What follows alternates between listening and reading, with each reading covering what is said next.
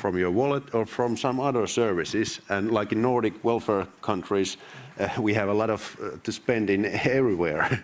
And that's why this is a huge political dilemma, that we have to change the attitude in the elections and everywhere.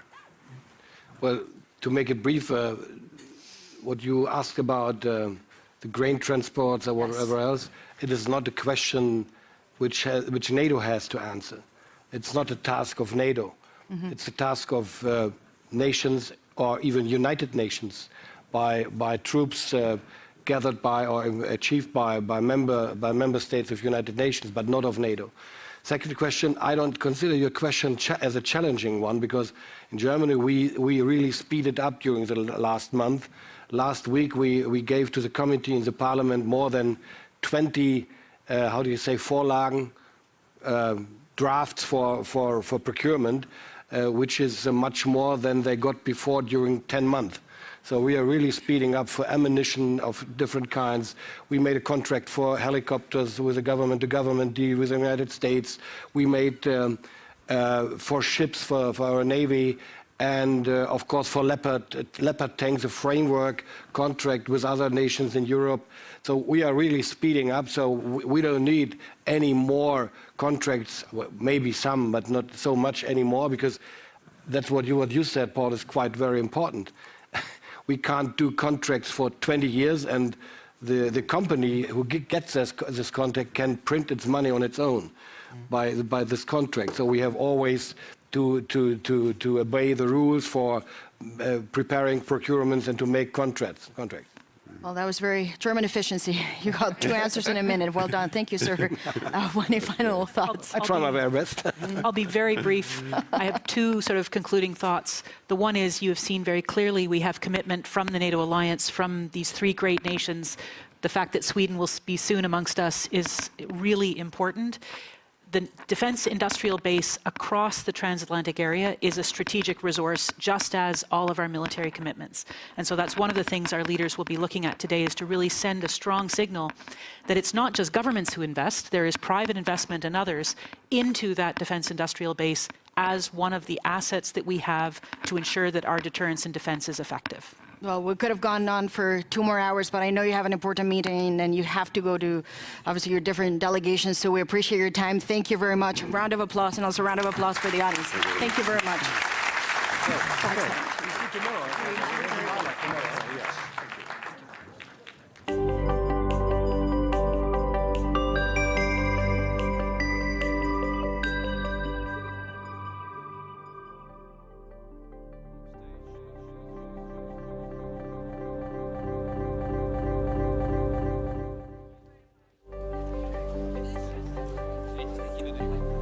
Пасаки когда?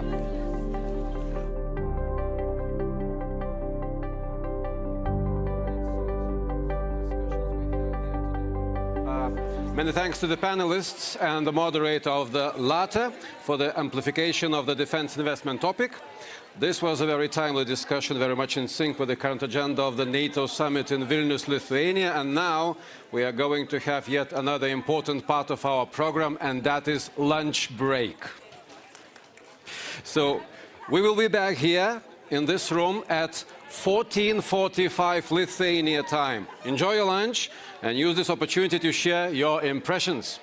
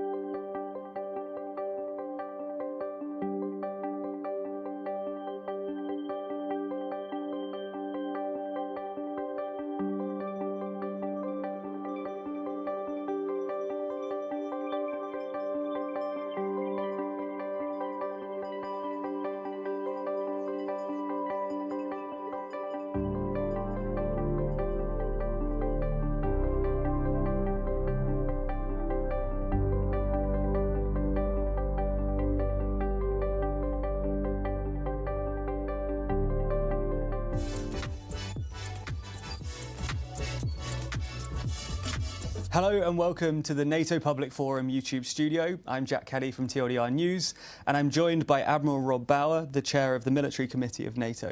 Hello. Very nice to meet you. Thanks for joining us. Nice to meet you, Jack. I'm going to dive straight into Ukraine, which is obviously the big topic being discussed both here and around the world. Just last week, you warned about underestimating Russia's ability to bounce back in the war and more generally. How do you think NATO's new plans help to protect against the continued threat of Russian aggression? The plans are basically based on the Russian threat and the threat from terror groups. So we are in a very good position with these plans. But it's not only about the plans. We need now, the nations need now, to do what is necessary to make those plans work. So this is about executability of the plans. Because if you are looking at collective defense, it's basically the timelines is based on the enemy. So if someone attacks you, you have to be ready. There's not a lot of time if you are attacked and when you are attacked. So that is why it is so important to have more forces at a higher readiness level, that we are going to really buy the capabilities that we need, or air defense systems or whatever that is part of the package of capabilities that we need to successfully deter and defend against those two threats. So it's great to have the plans, which is very historic. Yeah. And it's an enormous amount of work to get there. But it is now time to make them executable. And part of that obviously is involving kind of spending targets around the world. NATO members collectively increased their defence spending by 8.3% in real terms last year, which is a record level of spending. But there are some NATO members that are still below the 2% target. Do you think that NATO's doing enough to guarantee security for the future? And is there anything more that could be done there? So the good news is that since 2014, when the first discussion was on the Defence Investment Pledge, the decision in Wales then was we're going to move towards 2%, yes, and then 20% of the defence budget invested in capabilities, and no more lower budgets in absolute terms. And I think that has been a success in a way that NATO has seen a huge increase in the defence budgets across the board. Some are moving faster than others. And I think part of the discussion here in Vilnius will be, what is the new defence investment pledge? Is 2% the ceiling or is it the floor? And I think we are moving towards 2% as a floor. And that then helps us to actually have the money available for all these investments that are necessary. So I think the decision that will be taken in the coming days are very important again, because they basically assure that there is sufficient money to do the things that are necessary. But we cannot do it alone, because there's another factor that is very important, and that is the defense production capacity. So the defense industries in, let's say, Europe and North America. And we've seen, again, with a war, as we saw with the pandemic, that just in time, just enough, which has been driving our economies for decades, is actually too late and not enough. And therefore, we need to ramp up the production capacity, but it is that's a private sector. So we need to talk to financiers. We need to convince people to really invest more in defense industry, so that the armed forces get the capabilities faster when they order them. And I think that is parallel to all the things we do in NATO. We need to work on that as well. Absolutely. We obviously heard massive news yesterday that Turkey's President Erdogan would be ready to ratify Sweden's accession into NATO.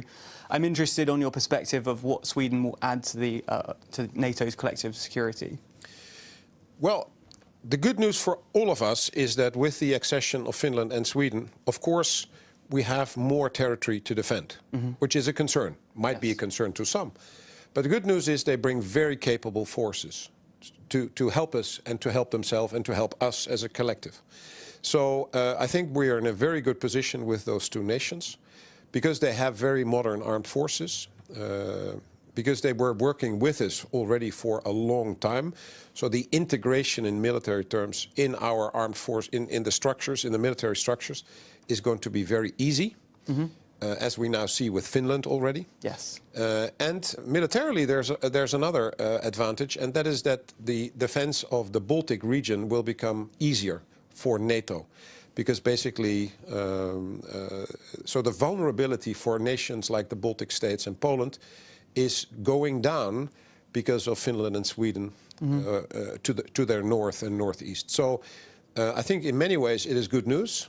It is contrary to what Putin wanted. He wanted less NATO. He gets more NATO. Yeah. He wanted a less united NATO. He has a more united NATO. So in many ways he made a strategic mistake, not with terrible consequences for Ukraine. But I think in terms of our alliance, it has strengthened the alliance in a way that nobody basically foresaw. Absolutely. Moving away from Europe and Ukraine for the moment, how do you think that NATO should be responding to Russia and China, to a lesser extent, interest in the Arctic? The Arctic has always been an important area for NATO. But again, with the accession of Finland and Sweden, 7 out of the 8 nations in the Arctic Council are NATO members. Yes. So we are better placed, so to say, to respond to threats from the high north.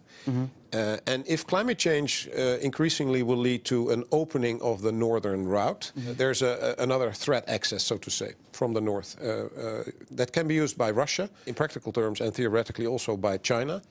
But that means that we also already have our regional plans focusing on the high north as well. Yeah. So we are looking at this. We are making sure together with the nations that are close to the high north that we have the right capabilities, that we have the plans in place to actually do what is necessary to protect us in that region as well. And finally, how much attention do you think NATO should be paying in the Indo-Pacific as we head into the future? Yeah, so NATO will remain a regional alliance, and it's not likely that nations from the Indo-Pacific will become a member. Yes. So that is not what we're talking about. So we're not looking to enlargement to the Far East, as you sometimes even hear. That is not the situation. But what we see with the security problems in the world, security problems are global. So the consequences of what happens in Ukraine is also felt in the Far East, in the Indo-Pacific. And therefore they are helping Ukraine. Yes. They are helping Ukraine as well with financial help, with weapons and non-lethal aid. So it's 50 nations that help Ukraine, not only NATO nations. And so the consequences of instability and insecurity is felt globally. It has almost immediately global consequences. Therefore, we talk to the Asia-Pacific partners, Australia, New Zealand, Japan and South Korea. And they want to talk to us because what happens in Ukraine can happen in their region as well. Yeah. And then they want to have the contact with us. We don't have plans against China, military plans, because China is not seen as a threat, but as a challenge. And we will have to look what it means for our region if China would become more active. But for now, that is not, militarily, that's not the case. But the discussions with the Asia-Pacific nations especially is about how we cooperate in general terms, how we learn from each other, how we can help each other, both on the political and the military levels. Very interesting. Thank you so much for your time, Admiral. Okay. Thank you. Pleasure.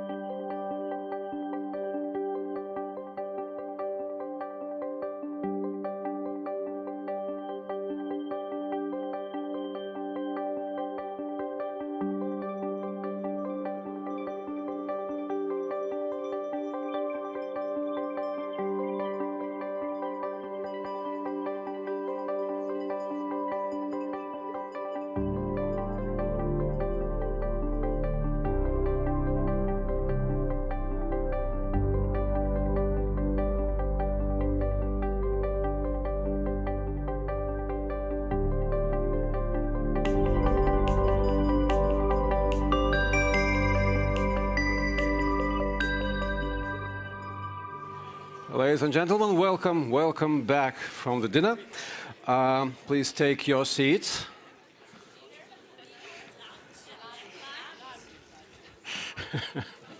Okay, lunch. And we will continue with the NATO Public Forum here in Vilnius, Lithuania. The next session will be with a group of members of parliaments across different countries, and one of them will be speaking French, so please take your interpretation receivers in case you need them. Shashank Yoshi, defense editor at The Economist, will introduce the speakers and will lead the conversation. I now invite panelists on stage.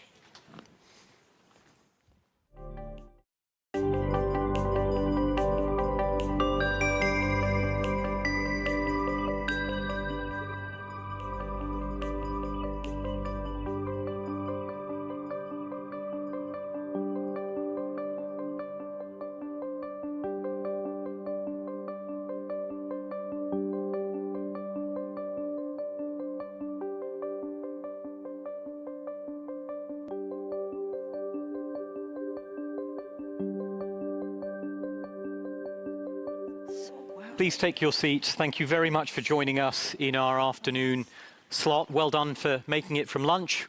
Well done for staying awake. Congratulations. We have an excellent panel here. I'm Shashank Joshi, defense editor at The Economist. A lot of the issues we've been discussing the last several hours, whether that's Sweden, Turkey, defense spending, defense investment, deterrence and defense, these are all intimately connected to popular opinion, popular will. We have 4 elected representatives here who can talk about the role of parliaments and also the role of public opinion and public attitudes in their respective countries and how that affects all of the topics we've been addressing. And please let me briefly introduce all of them. We have the Honourable Victoria Chmielita Nielsen, who's the Speaker of the Lithuanian Parliament. Hi. Pleasure to be here. The Honourable Joël Gariod-Maylam, French Senator, who's the President of the NATO Parliamentary Assembly. Yeah.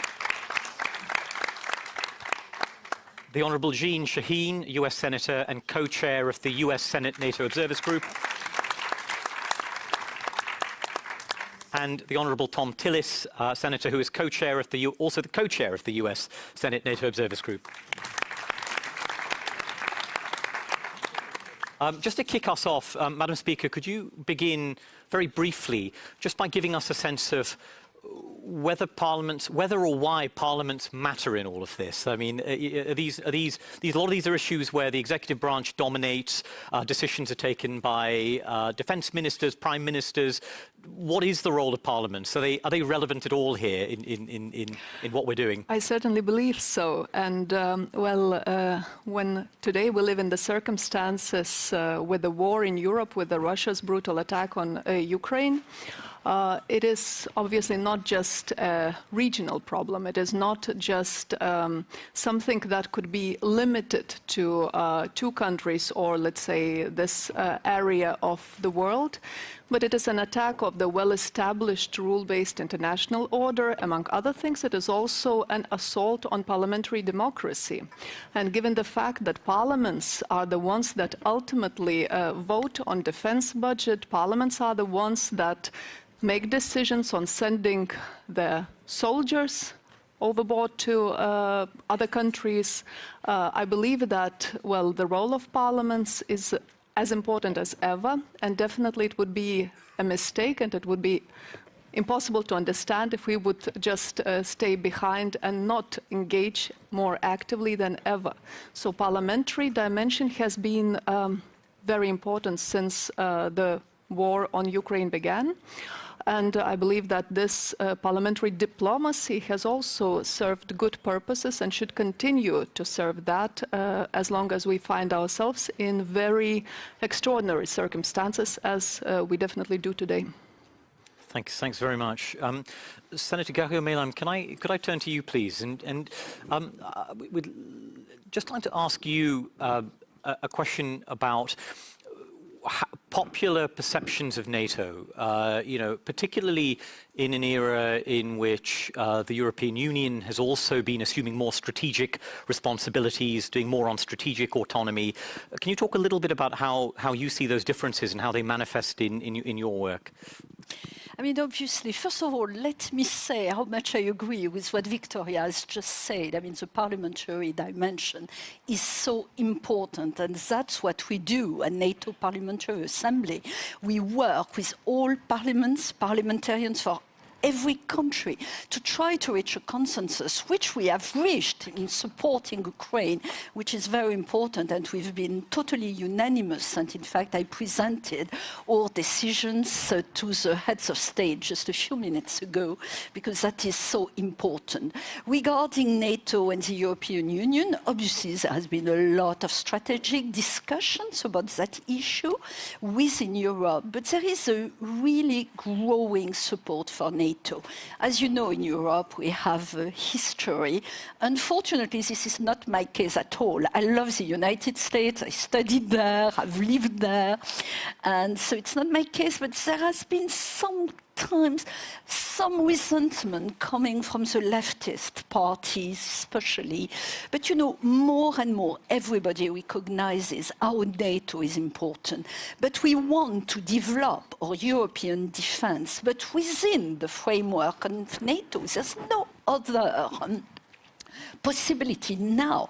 We need to work within NATO, but we need as well to spend much more on our defense spending. For instance, our Parliamentary Assembly has recommended that we spend 2% of our GDP on budget, and that it should be the minimum, because it's extremely important to make sure that we have enough security for all our territories, all the member states of NATO.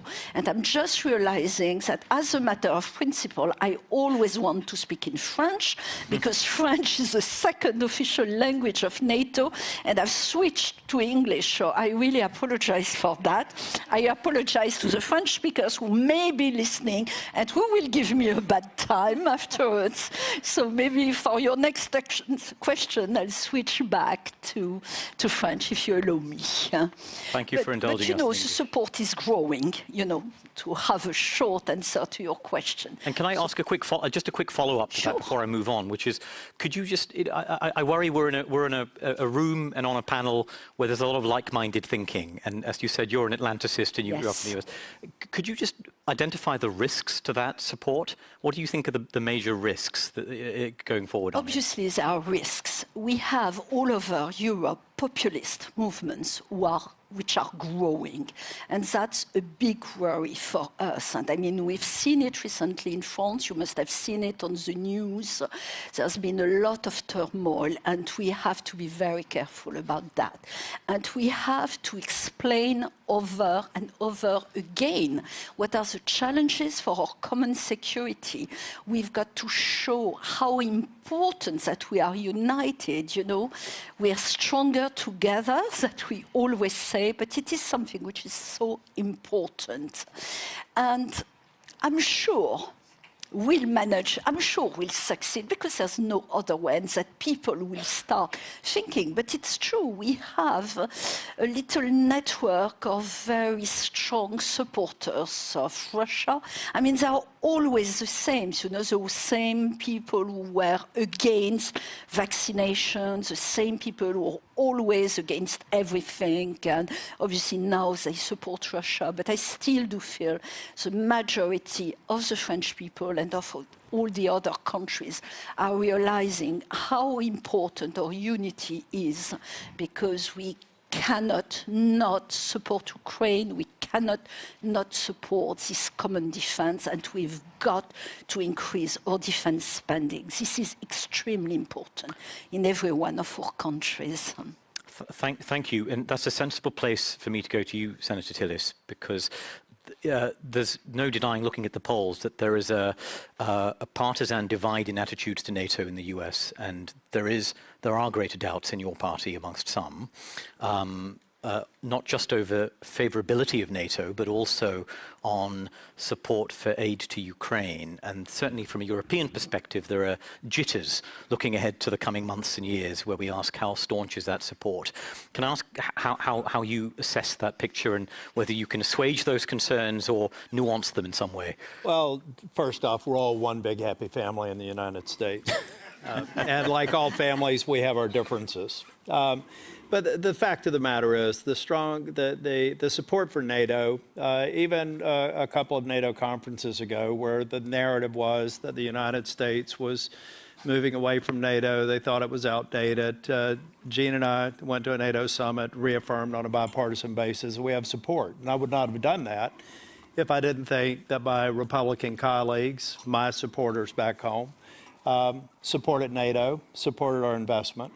I think that the only headwinds that we really face in the United States is the notion of burden sharing and having everyone recognize this is a historic opportunity for us to build capabilities that the Ukraine invasion have obviated. There are areas that NATO needs to invest more in. There are areas that each member country of NATO must invest more in.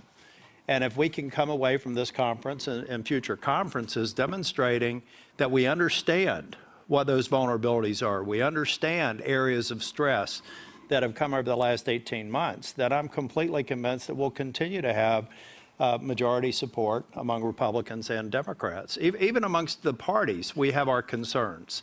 But I believe that they're all manageable in a democratic country like the United States, and I believe that our support for NATO, our support for the Ukraine effort will continue. But make no mistake about it, the single greatest political risk that we have is not having the member nations of NATO satisfy, not only, it's not a number, it suggests a capability, it suggests a capacity.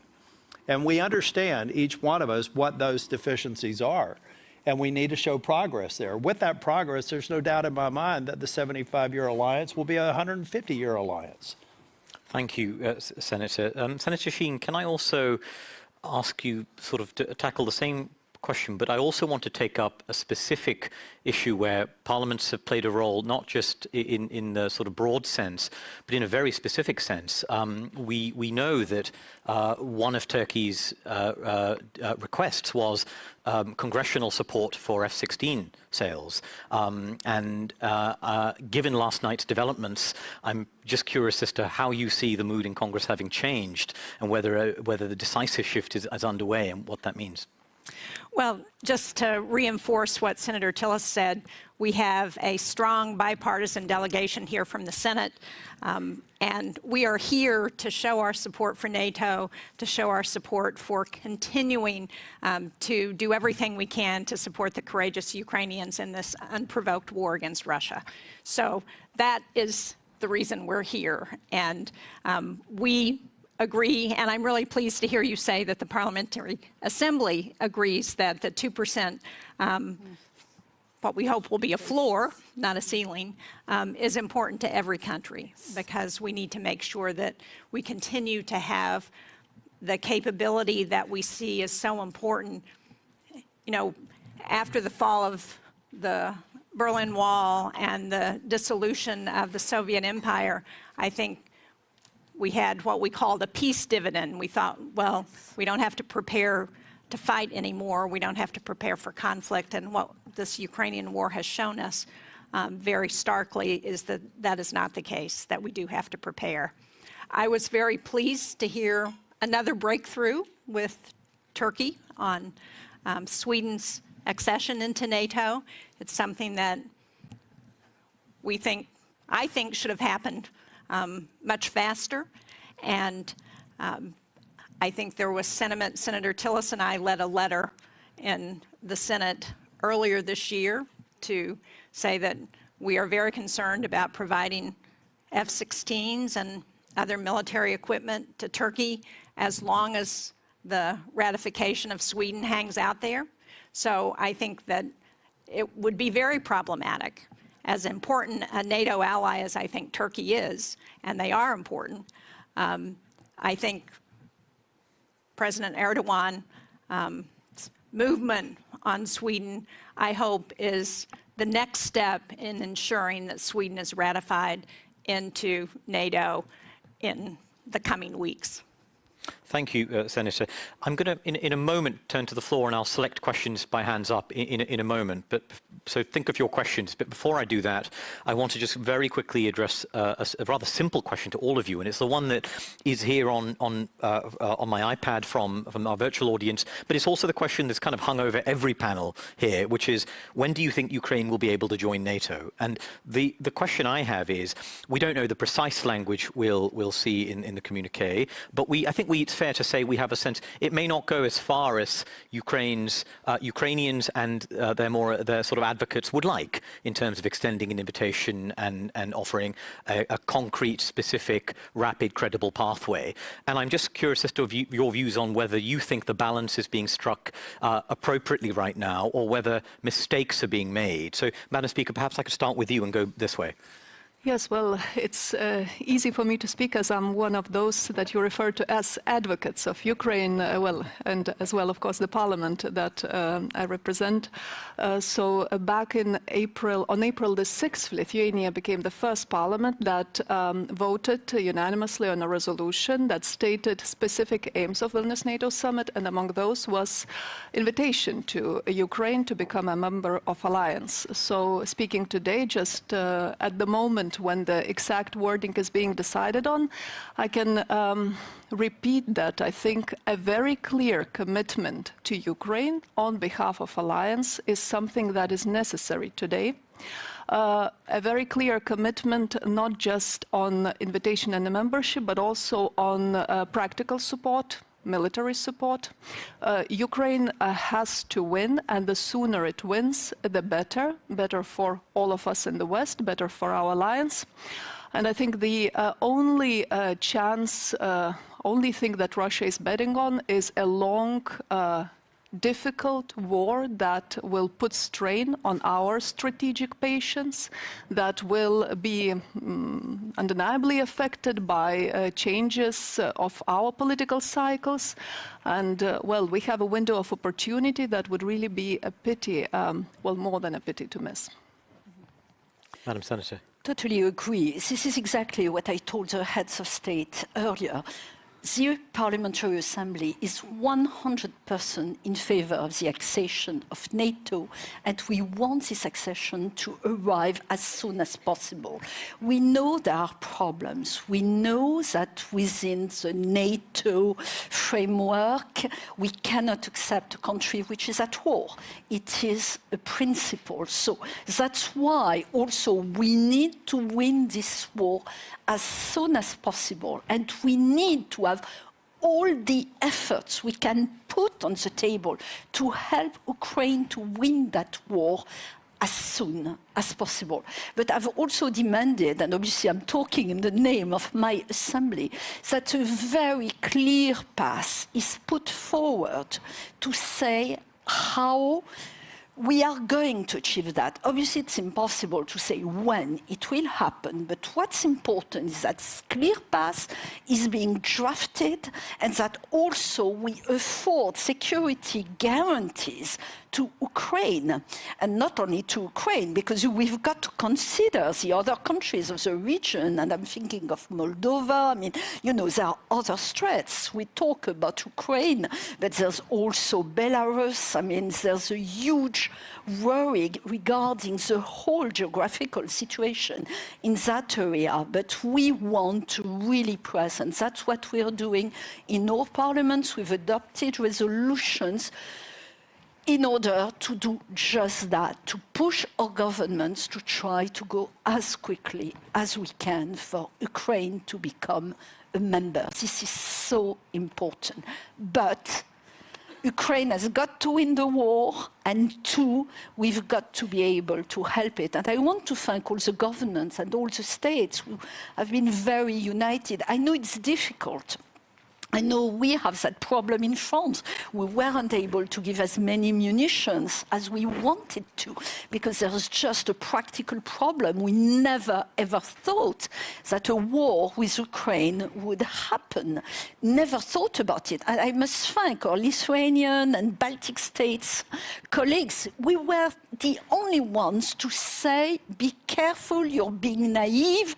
And yes, we were naive. We never ever thought a war could happen on the European soil. We never thought that Russia would do such a stupid thing as invading Ukraine. But now we've got to do everything we can. Thank you. Senator Sheen. Well, I basically agree with that sentiment that it's in NATO's interest to do everything it can to support Ukraine in ending the war. It's in democracies around the world and all of our interests that Ukraine is able to win this war. And so a clear path for joining NATO is important. A piece of that, though, also is the democratic reforms that are part of NATO. And I think Ukraine has continued to move along that path in a way that's very important. We need to continue to support them. We need to continue to support not just humanitarian aid, all of the military equipment that we've talked about, but also the potential to rebuild Ukraine after this war is over. And that's been part of these discussions here at NATO. Are there any specific democratic reforms you have in mind? Well, I think corruption is one of the worst challenges that so many countries are facing, and we need to make sure that we've addressed that corruption wherever it exists, whether it's in a new democracy or an older democracy. So that's one. Certainly making sure that human rights are addressed in the country is another important issue. Thank you. Senator Tillis. I would just add to what Senator Sheen, and I agree with what my colleagues have said. I think we should also keep in mind, think about your country being under attack. You could easily and rightfully focus on those challenges. Hello? Hello? Ah, we have a backup. We have a backup here. Oh. Excellent. I felt like Madonna. For those of you who serve or follow legislative politics, think about having the pressure of a country that is committing war crimes, occupying you illegally, and yet your parliaments meet to focus on the very reforms that we're talking about. We're talking about the rule of law. We're talking about corruption. We're talking about separate, co-equal branches of government, the sorts of norms that we all expect. The fact that they're taking up that legislation when they're under the threat of being attacked demonstrates to me Ukraine's commitment to achieving exactly what they need to be a member of NATO. There's work to be done, but in spite of the fact, for a year and a half they've been occupied, and in spite of all that we know that's gone on there, it suggests to me that we have government leaders who are committed to the very reforms. So here we have to continue to sustain the effort. We have to beat Putin. We have to support Ukraine. We have to sustain that, and we have to make it very clear to Vladimir Putin that NATO and the family of countries, nearly 50, that are supporting the effort now are here for the long term. And that's not a proposition Putin can win. Thank you very much. Okay, I will now take questions. I'll do them in 3 at a time. So there's one at the back over there. One over there, please. If you could make your way to the microphones. And was there any from over this side of the hall? Yeah, over there, please. Domitilla, I think that's you over there. Thanks. Please, go ahead. Thank you very much indeed, Shashank. Benjamin Tallis, German Council on Foreign Relations. It seems as though there's a large spread agreement in the room about what is the right solution for European security, ultimately. But how do we actually get there? In a time of constrained budgets, why are we choosing the most expensive path? In a time of heightened insecurity, why are we choosing the most insecure path to get there? What are the obstacles that we therefore have to overcome, and where do they lie? In Washington, in Berlin, and elsewhere? Thank you. Please go ahead. Thank you. Alexei Goncharenko, member of the Parliament of Ukraine. Taking into account environmental threats. Watch at Kakhovka Dam, awful catastrophe, nuclear threats from Russia. I think that formula that NATO will defend every inch of its territory looks a little bit outdated. It's impossible to do it just from NATO territory. So taking into account that Russia is deploying nuclear weaponry just several kilometers from here in Belarus, isn't it the time for United States to deploy nuclear weaponry in Eastern Europe, including Ukraine? Thank you. Hello, everyone. My name is Maria. I'm the Managing Director of Young Professionals in Foreign Policy. And I'm going to bring this back a little bit to the grassroots support and ask you about young people's involvement. And it's a two-part question. One part is, do you think young people are doing enough, engaged enough in security and defense topics, and especially in NATO topics? And the second part is NATO and local governments, parliaments doing enough to engage young people and listen to young people when it comes to these topics? Because we are the future who is going to be leading the countries, leading NATO. So is enough being done to listen to young people right now? And let's have that last question too, please. Thank you. Thank you very much. I'm Domitilla Sagramoso. I'm from the Department of War Studies at King's College in London. And I have a question which relates very much to public support for our actions in Ukraine. And as parliamentarians, I think this is one of the key issues. I mean, how do we ensure that publics in Europe and in North America sort of continue with a sort of unwavering support of our efforts in Ukraine? I think that we face serious challenges. Politicians are exploiting the issue. There is sometimes politicians which exploit sort of anti-Americanism, as was mentioned.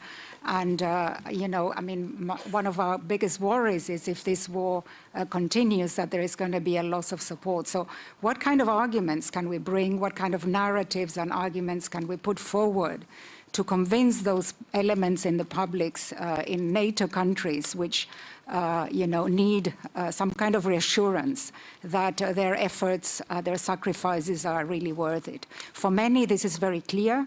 But for others, you know, it's a real challenge that we are constantly having to explain, you know, myself included. And I think that it's very important that we try to develop a sort of a line of argument, a narrative that really penetrates and explains in a very powerful way why this effort, this support of Ukraine is essential for our security. Thank you. Thank you for all those excellent questions. I'll go this way. Senator Tillis, I'll begin with you. And we don't all have to tackle all the questions, but I think it would be good if you started with perhaps the punchiest of all of those, which was, is it time to deploy nuclear weapons to Eastern Europe? I realise it's not up to the Senate to decide such a thing on its own, but this is the question of Europe's NATO nuclear posture is a live one. We have a very good panel on this coming up later in the afternoon, so we'd love to hear your views on that to begin with. I'm not sure I'm there yet, and I'm glad to see my friend. We saw each other. He's from Ukraine parliamentarian, and I think he's making the right sort of request. I'm not really sure that I'm there yet, and the reason is Ukraine is doing such an extraordinary job fighting a war that Russia thought was going to be over in 2 weeks. I think that we could easily create distractions away from continuing to sustain what has been an extraordinary performance on Ukraine's part. So I think that, in my opinion, with all due respect to my friend, that's a discussion for another day. But I think we run the risk of taking our attention off of a strategy that's working. And then also potentially even dividing parliaments over an issue that I don't believe is material to our success strategy in Ukraine. Senator Sheen. Well, I agree with that. I don't think it's... One of the things that I think the world is very concerned about is the potential to use nuclear weapons. And I don't think we help that debate by putting nuclear weapons in Eastern Europe. And I would hope that we would do everything we can to try and get Vladimir Putin to stop using rhetoric around tactical nuclear weapons. And the best way to do that is to continue to support Ukraine in this unjust, unprovoked war. And I would agree with the last questioner who talked about, how do we continue to build support in a democracy for this kind of an effort? Well, I would argue that it's going to be a lot cheaper to defeat Vladimir Putin in Ukraine than if he comes into Lithuania or the Baltics or Poland or other parts of Eastern Europe. And I'm concerned that if he wins in Ukraine, he is not going to stop. And that's going to cost us a lot more money than supporting Ukraine. I had a meeting with a number of women of the Ukrainian military last fall, and one of the things one of them said to me that has resonated so much that I say to my constituents, she said, give us the weapons in Ukraine so we can fight the Russians so that you don't have to. And when I say that to my constituents in New Hampshire, they understand that.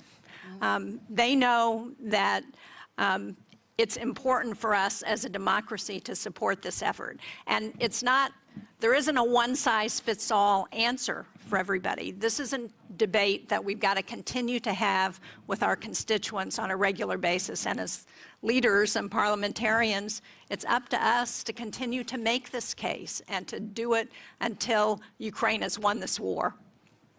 Senator. Here again, I totally agree. But first of all, about nuclear weapons, that I would totally disagree at that stage, for the reasons you said, but also because we've got already nuclear deterrence in Europe. Britain and France do have this nuclear deterrence, and, this is a very strong dissuasion force.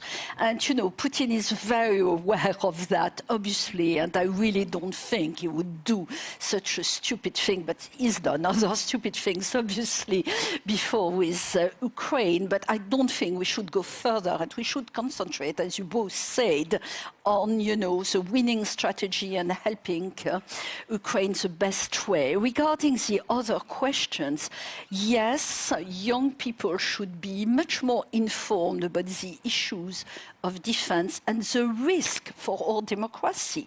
And that's what we have to fight for. There's a lot of fake news, disinformation coming from the Russian side, which is gaining territory. In fact, I'm present very soon a report on fake news and Russian disinformation to the NATO Parliamentary Assembly. It's incredible to see how good they are at it. And we need to be even better to promote the democracy, because the risk is enormous. As you said, if we lose Ukraine, all the other countries in the area are at risk, but it will go even further. Obviously, we know that China is looking extremely carefully at what's happening with Ukraine. As you know, there's a very strong question with Taiwan, and, we've got to be very careful about what's happening in that area of the world as well. And that's why we've got to win this war. I'm sorry, I feel I'm repeating myself all the time, but this is so important, and we've got to do it now and make as many efforts as we can to win it now. And that's why we are working within NATO Parliamentary Assembly with all our parliamentarians. And I know there are some members of the Bureau who are somewhere here coming from different countries, and obviously we all agree on that. And really the message is democracy. Democracy is so important. It's a word which has been losing some of its appeal for many young people due as well to all this disinformation. But it's very easy to compare the situation within all countries in Europe and in North America, and what's happening in the countries where there's an autocratic regime. And the difference is just so obvious.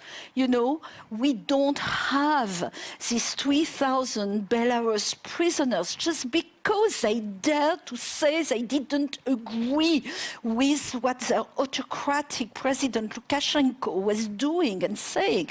This is unacceptable. And I think that all young people can understand that, and they will help us. They will understand and they will help us put forward that idea. Because yes, in Africa as well, we see China and Russia at work, trying to present some ideas which are wrong and using all or fragilities, because that's the problem of the democracies as well. It's an intrinsic problem. We are fragile because we respect everybody and we want to work together, and that's what it's all about. But there's a lot of work to be done and discussions to be held. But, you know, we parliamentarians are doing it as much as we can. Thank you. Madam Speaker. Yes, well, on a slightly provocative but also a very logical question on nuclear weapons. I think, well, it's a good point that it is supposed and was supposed to work as a deterrent. But, well, we cannot fail to see that Russia has been using a nuclear weapon with impunity. And it is logical that the more countries will want to acquire it as a means of defense if we continue giving in to blackmail of Russia. I think it's, well, there is no other way to put a stop to it than to say very clearly, very loudly, without any doubt of any shadow of doubt, that nuclear blackmail does not work on us, because else we open up the whole new sort of alley of debate that, well, it sounds like we would rather not have.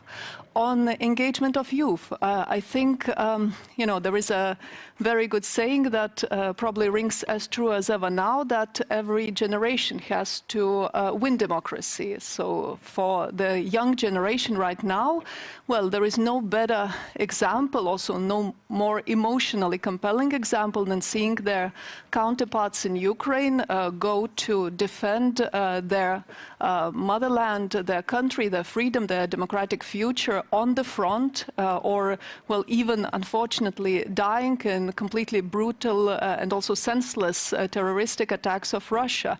Well, if that cannot bring this urgency, then really nothing can. And I believe, looking at least to the youth in our country, in our region, that well, the support for NATO being record high, the support for transatlantic bond being record high, I think that, well, there is this understanding, and that we have every reason to look at our young people with a lot of hope that they will continue, and perhaps continue in a more efficient, effective way and emotionally engaged way than, well, than we did for a while, when it looked like we were almost at the, well, so-called end of history. And speaking of the engagement of, well, people in the course of supporting Ukraine, in the course of, well, being on the side of NATO, about the skepticism, well, I believe if there is any kind of silver lining to the brutal attack of Russia, is that newly founded, well, reinvigorated bond we have with our transatlantic partners. I think the understanding that the project, the security architecture that has been created after Second World War, which is very much a common project, and that the United States of America has invested so much in, is actually under threat. And that we are all in, and our citizens, our constituents can hear this from us, parliamentarians. And I think that, well, spreading this message is perhaps a single most important thing that we can do right now. Okay, thank you. I think we have a little bit more time for questions. Anyone else would like to ask one? Just at the front over there, and at the back over there, please, if you two could make your way to the microphones.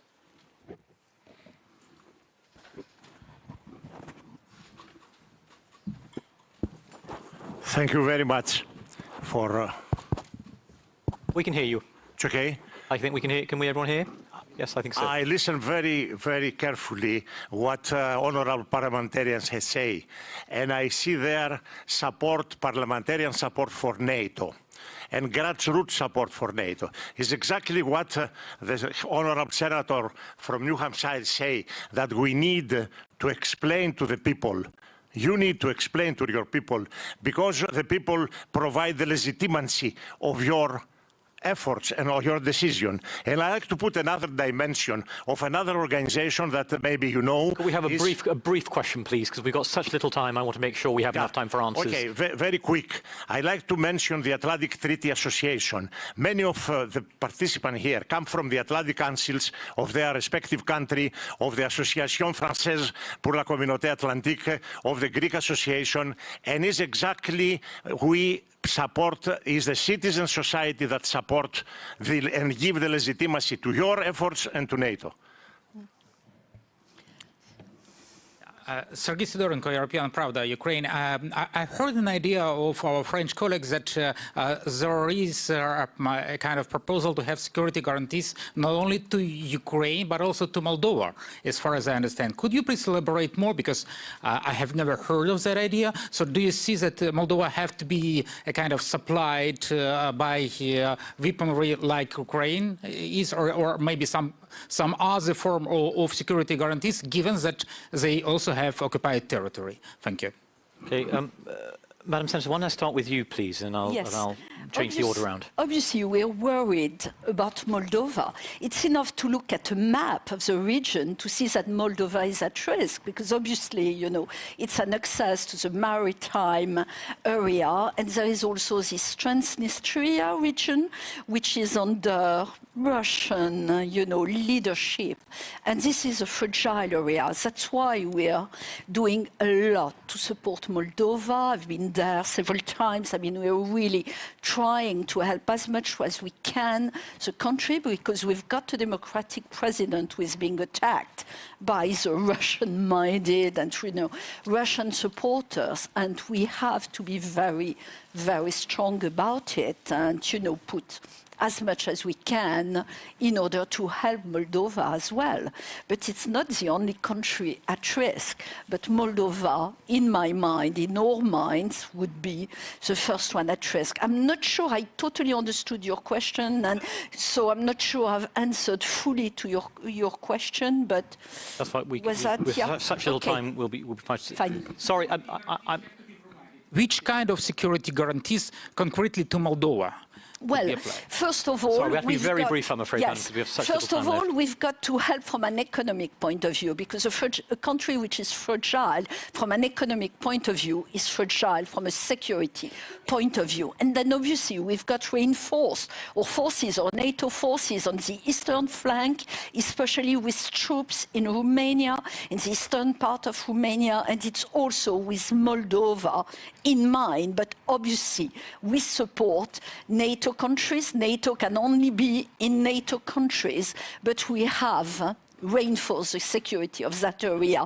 And believe you me, it's an important security we've been doing. Speaker, in less than a minute. Just a few words on Moldova. Of course, it is a very important country, well on its European way, and I think the main task is to actually help it to become the full-fledged member of the European Union.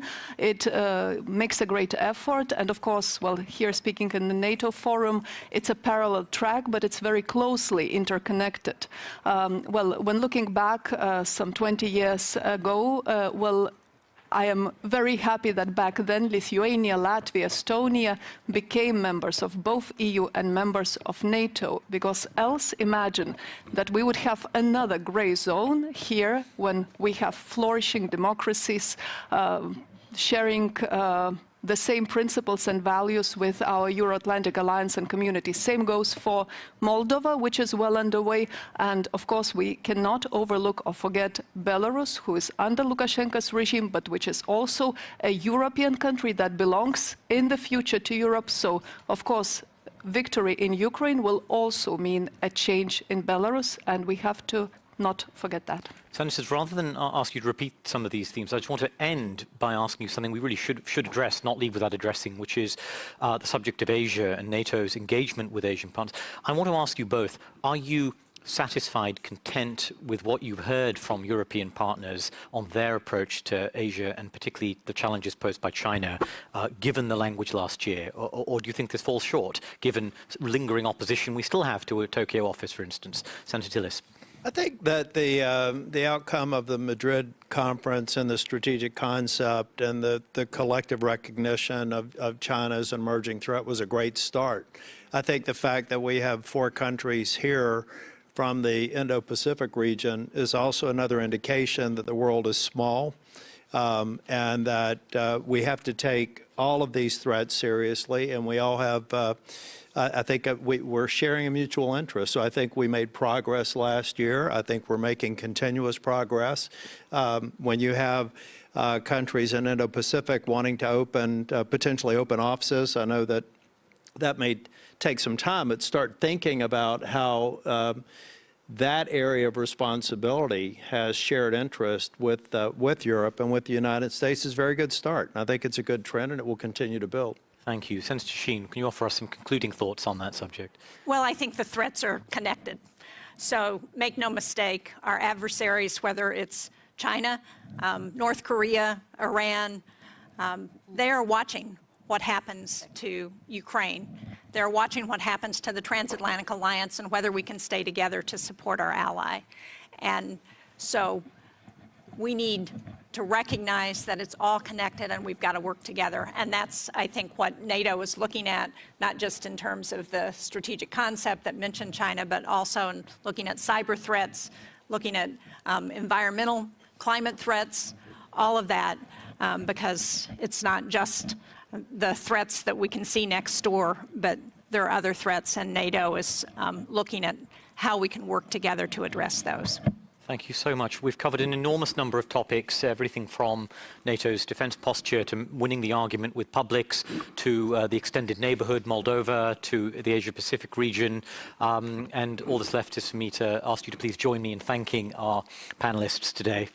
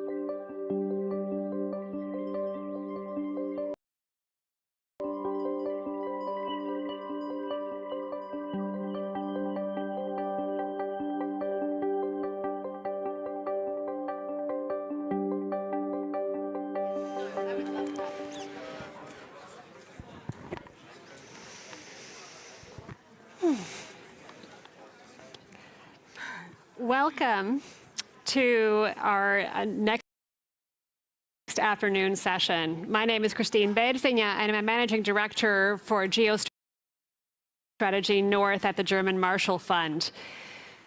We are talking in this session about an issue that is at the core of conversations around the summit and on the top of NATO society minds since February 24th of last year.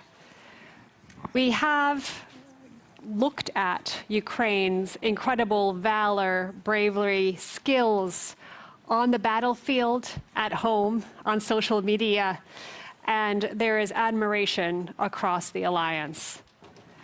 There's also a widespread sense that the success and troubles of Ukraine are the success and troubles of the communities across the NATO allies. What is the potential for Ukraine? This is a question we started looking at in the morning's panel on Defending Forward, with Heather Conley mentioning the question of, well, what can Ukraine do for NATO itself? This is a broader question. And how do we unlock the potential for Ukraine once we define it? What are the areas that will be so important here? The military element, the potential for Ukraine to help the rest of NATO in whatever happens next. But also this concept of Ukrainian society, of resilience, of civil society, of the lessons and the incredible practices that Ukraine has developed, and more broadly, the whole of society approach. What could Ukraine be after the war? Economically, what is that contribution that Ukraine might play? To tease apart this question, we have an incredible panel for you. Our panel has David Kattler. David is the Assistant Secretary General for Intelligence and Security at NATO. And we have civil society to talk about what it's actually like and the agency that civil society has.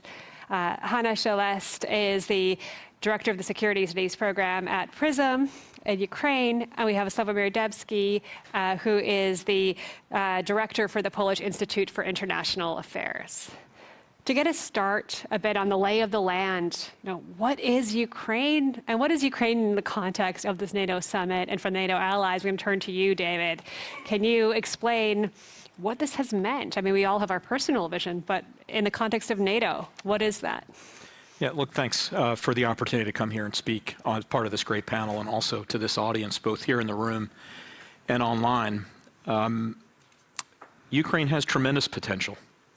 Ukraine has had tremendous potential and will in the future when the war concludes as well. That I have no doubt. I've been in this post now almost 4 years. I have visited Ukraine at least once a year. Every year I've been in this role.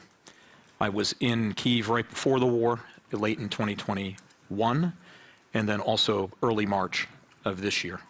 And I can tell you, I have been so proud that Ukraine is a NATO partner, that we have been able to come to Ukraine's aid as a group of allies before this war and certainly during it. And that's why I can say with personal conviction from personal experience that Ukraine really does belong in the NATO family, and that Ukraine has this tremendous potential. So I'm going to give sort of two sets of remarks, or at least from two directions. One, a bit about how we see Ukraine as a people, and then a bit about how we see Ukraine as well within the context of the alliance. Look, the Ukrainian resistance has been a crash course in the heroic. Certainly as we watch Ukrainians risk and sometimes lose their lives to defend their country, their homes, their principles, their rights, and their future. President Zelensky has been very much admired for refusing to leave Kyiv as the Russian army pressed on the capital, marched within it. But ordinary people have also demonstrated great courage, defiance, commitment, and determination to remain free and sovereign and independent. The Russian invasion has really rallied Ukraine's vibrant, inclusive civic nation and has strengthened an associated sense of duty and commitment to democracy. People have studied first aid, made Molotov cocktails, joined the resistance, help neighbors, and even help strangers. While millions have fled the country, the great majority of Ukrainians remain and participate in that resistance. And polls show that approximately 80% of Ukraine's civilian population, including the refugees all across Europe, are very involved in the war through volunteering, protest action, or giving financial support. Others are also uniting in support of the reforms that will be required by EU accession. The war seems to have strengthened Ukrainians' commitment to liberalism and also to the inclusive ideas of the Ukrainian nation. This rise of civic national identity in Ukraine, an identity that places civic duty and attachment to the country above all else, is one of the greatest achievements of Ukrainian independence. And I think, frankly, it's one of the most amazing things to see when you look at how the Ukrainian civil society has rallied around the nation over the course of the war. This identity, as I say, has been elevated and nurtured by Zelensky and consolidated by the war as it's proceeded. Ukrainians remind us of who human beings can be, what it looks like to stand on principle, why it's worth fighting, whether or not you believe you can win at any given time, because this fight for Ukraine is existential. It's a gift, really, that Ukrainian civil society has given to the world in this, to remind us of who we can be in facing other crises of our time, who we need to be, what our values are, and which of those we're willing to stand and fight for. Now let me talk about NATO's work with Ukraine. Thanks, but sincerely, I mean, that's a fair appreciation of the situation and how the civil society has stood. NATO's reinforced its support for capability development and capacity building in Ukraine since 2014, and some allies within the alliance even longer than that. We're now working with Ukraine to transition from Soviet-era equipment, doctrines and standards to NATO doctrines and standards, to make the Ukrainian armed forces even more interoperable with NATO forces, and to help them further reform and modernize their defense and security structures. This will strengthen Ukrainian institutions and help Ukraine move to modern standards. I'd also point out it certainly helps, I think, as well with preparation for EU accession and NATO accession. I'd also highlight that a number of nations appear ready to forge bilateral or multilateral mutual defense pacts with Ukraine, something that no doubt will be discussed in earnest here now during this summit, and are committed to even longer-term plans to build Ukraine's military capabilities. So this will ensure that's a very expensive proposition for Russia to reinvade Ukraine in the future. All NATO allies agree that Ukraine will become a member of the alliance. And as I said in the very beginning, Ukraine's rightful place is in the Euro-Atlantic family, in that NATO family. And even just in December of last year, NATO foreign ministers reaffirmed the Bucharest commitment that was made during the summit in 2008 in that communique, essentially saying that it's not a question of if, it's just a matter of when Ukraine joins the NATO alliance. So you see that that commitment remains and NATO's door remains open. But today, the most important and urgent task still is to ensure that Ukraine prevails as a sovereign, independent, democratic nation in Europe. And that's exactly what the NATO alliance and all of its members, and even more nations outside the alliance through the Ramstein format, are committed to doing, mobilizing as much as nations can when it comes to military, economic, financial, and humanitarian support. And allies have made clear at the Defense Contact Group meetings this year that they need to and will sustain the support for the long haul. So hopefully I've given you an idea of how we see Ukraine as Ukraine and what we see now of the ongoing discussion about where we will take commitments during the summit. So thanks again. Thank you. Hanna, from your perspective, what does Ukraine need to unlock its potential? You've heard David's view and NATO's assessment. What is needed and what is that potential? Ukraine don't need its potential to be unlocked. Ukraine needs its potential not to be locked. And that is one of the most serious issues. And here the question is that to lock this potential, we have two reasons. One is Russian aggression, because de facto their actions are locking potential in terms of the development, from the simple things as blocking of the Black Sea ports, so blocking our economic activities and maritime security, to blocking developing of the countries, both military, civilian, in all spheres that is possible. But another thing, unfortunately, and I don't want definitely to put the equal between these, but not inviting Ukraine or not making statements that are very clear, not the open door policy, but something more clear, less obscure about Ukrainian membership, that's also locking. That's what locked us in Bucharest in 2008, de facto locked that potential. And we should be aware of this, because that's so nice to hear since the morning, but if to be honest, the whole year, all this, we are supporting you, but sometimes you feel like it is the whole stadium that is watching the football game. We are supporting you, but this stadium will never play in that football team. Or as watching the big blockbuster Hollywood movie, when you're finally starting your counter-offense, and everybody is asking the questions. I really would like this we that I heard so many times, even the previous session, to become a real we.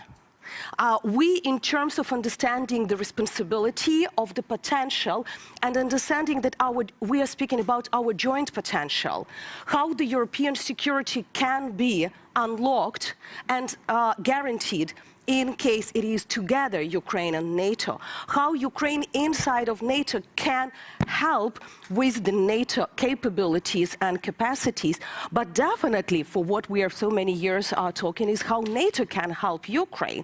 Because here we definitely understand that there have been a lot of reforms done from 2014, even not speaking about earlier reforms that help a lot, but from 2014 till 2022, we didn't spoke that much about this, but there were a lot of small things done that helped at the very first months of the war. That's why, for me, that was so pity to hear the communications from the NATO side in spring last year, each time what we cannot do. I mean, as a NATO, we cannot do this. And I was shocked, like, why do you diminish your role as you already did? You helped with command control, you had with logistics, you had with cyber. That's what allowed the Ukrainian armed forces to fight absolutely different compared to the Russian forces. The Western support now in terms of ammunition, of everything, that is what is helping. That's why when we speak about the potential, I would like to speak about the amplification, about the joint potential, about these joint perspectives. Otherwise, it is still will be you and us, but not some, and everybody is discussing Ukraine as something of the nice doll, how to make it better, but not speaking about the real actions that we can make. And then the potential can be huge. Everybody is speaking about the Ukrainian knowledge of the combat, how to fight Russia. Everybody is speaking about Ukrainian cyber. Everybody is speaking about Ukrainian development industries for now, aviation, Salis program that we used to have together. We're speaking about the agriculture in Ukraine, but we are not speaking about other spheres that are in the priority of the NATO strategic concept. The Ukrainian experience in resilience from what you started, and we can speak about this, the joint things that we can do in climate change, for example, in maritime security, in many other spheres. So it seems to me that it's definitely the main problem from what I started, is not unlocking, but not to lock our minds, first of all, about what we can do if we speak really about we. And Hannah, quick follow-up, and you're talking a lot about the speaking and the words, but there are actions as well. There's so much civil society cooperation there. You're saying NATO has done, well, NATO allies have done so much on the ground in order to make the Ukrainian army as it is today. Do you see a difference between the way we speak about Ukraine and what we do with Ukraine, or is there a problem on both?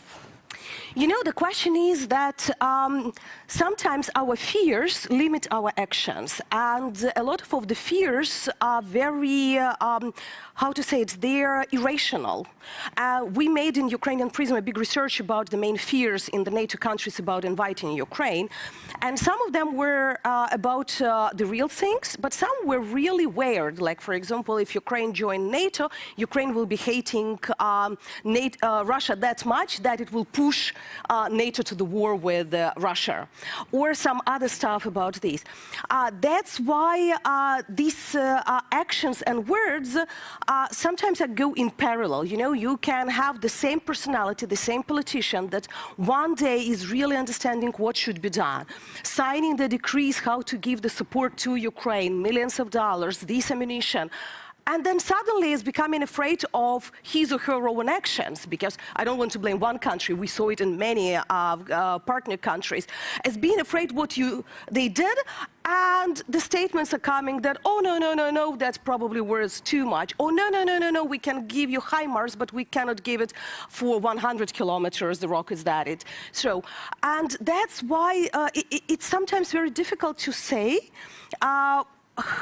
what is the biggest problem for our partners, to act or even to start naming the things, what they are, and through these changes of the rhetoric to come to the changes of actions. Because sometimes the decisions are made quicker for actions than the months we experience before the wording is changing.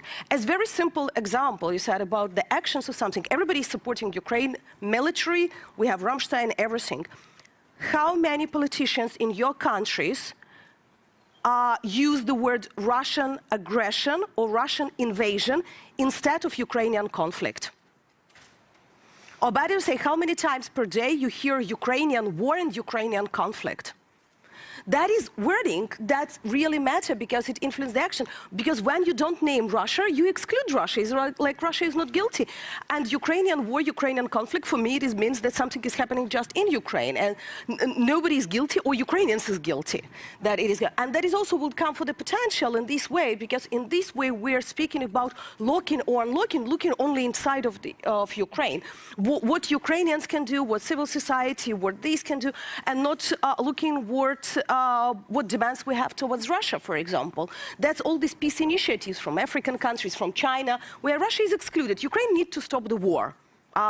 Okay, we are ready. What about Russia? Should Russia stop the war or not? But when you read, and okay, I can understand when it is somebody from the countries that are not Ukrainian allies, but when I hear the same statements from the NATO member states, I'm becoming a little bit confused and can't understand that. So why do you provide us with the weapons if it is only us who is guilty that the war is not over yet?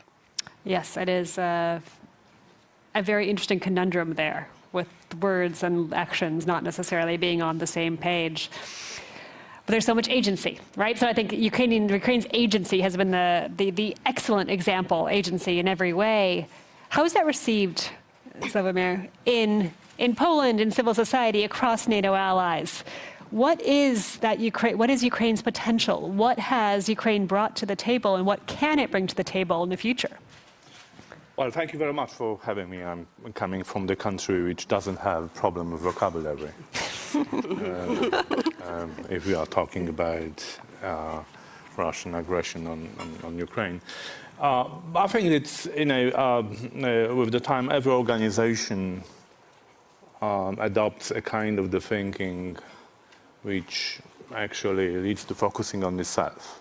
So existing organization explains its very existence. So, and I think that with NATO in such context, during the summit, we tend to fall into this trap. So let me start from reminding all of us the famous words of first Secretary of General of NATO, Lord Ismay, when he was asked what NATO is for, and it was at the time when NATO was created. So he said to the European public that NATO is for peace. NATO is for peace by common collective defense. So now we can ask ourselves, what about Ukraine? And I think we all can easily agree that Ukraine is also for peace. Ukraine is fighting for peace. So NATO and Ukraine are already allies in defending peace in Europe. Peace which is challenged by Russian aggression, peace and international system which is challenged by Russian aggression. Ukraine defends what NATO is for. The Ukraine defends international law, including United Nations Charter. Ukraine proves that every nation has a right for self-defense, and Ukraine proves that every nation has the right to call the allies and call the other members of United Nations Charter for assistance if it's attacked. So here we are. I mean, we are creating a community interested in defending peace in Europe. Now we can go a step further. What is required to re-establish peace in Europe, because Russia brought war to the European continent, brought instability, to European societies and uncertainty. So if we are talking about unlocking potential, it's not only about unlocking Ukraine's potential, it's about unlocking Europe's potential, or even transatlantic potential. And here we can cooperate.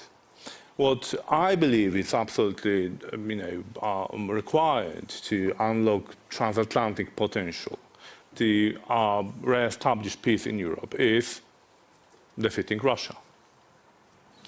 Russia defined its war aims against Ukraine as an existential identity thing.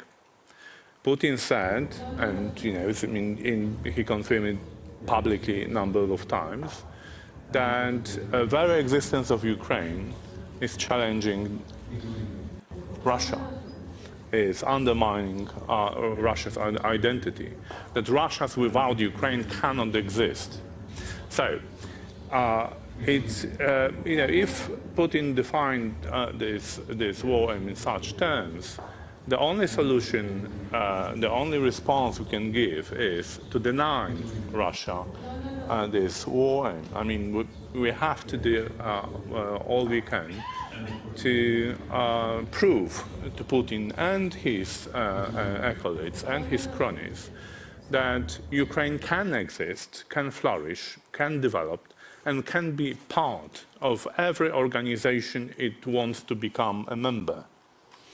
And coming back to this unlocking potential, I would like to see the message coming from this Vilnius summit to Russia and to the outside world, outside of NATO and Ukraine.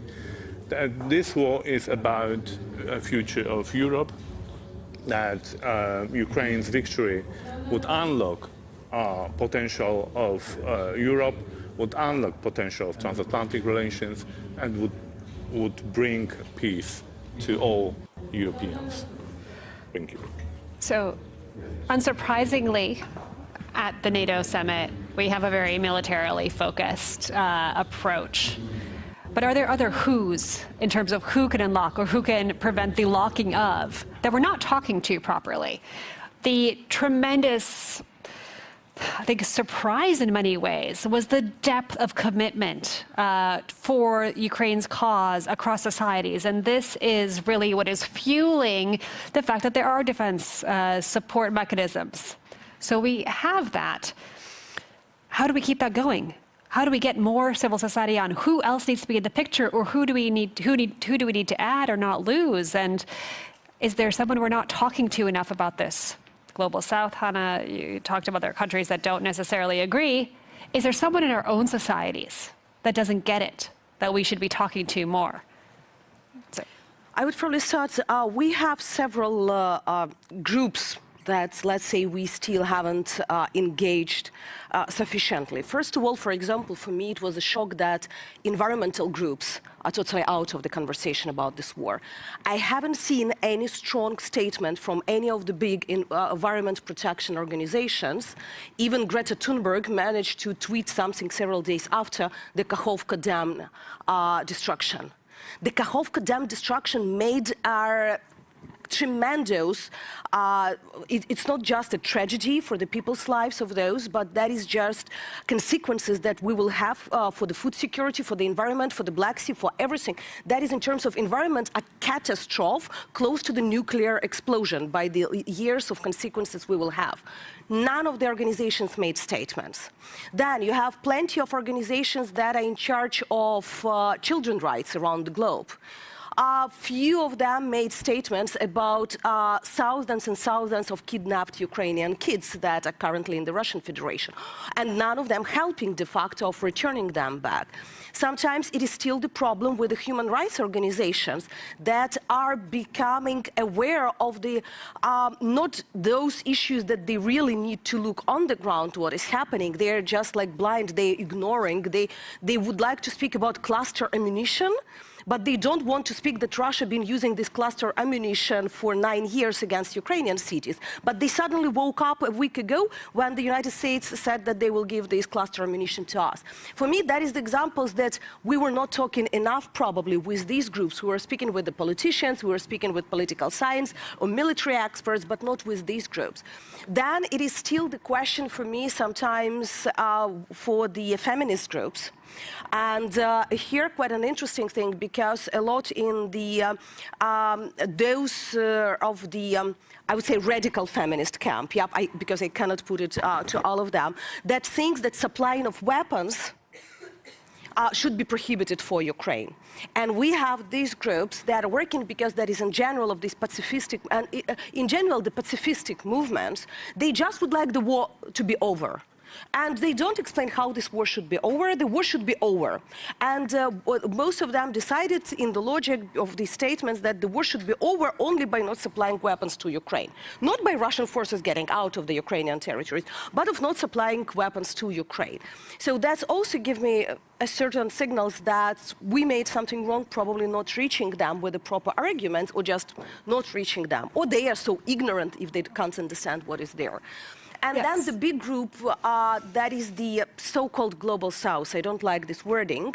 And even in the Global South, we have definitely a lot of countries that are supporting Ukraine. We have Japan changing their military doctrine to support Ukraine. But we still have problems of communications there.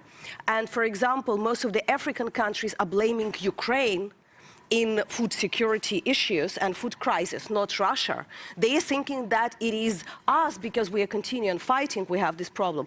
I haven't heard any statements for Russians targeting the ports. This night, Odessa region was targeted, and one of the Shaheeds made a fire at the grain terminal in the port. The port that is included in the grain deal. So they openly violated the grain deal that they signed.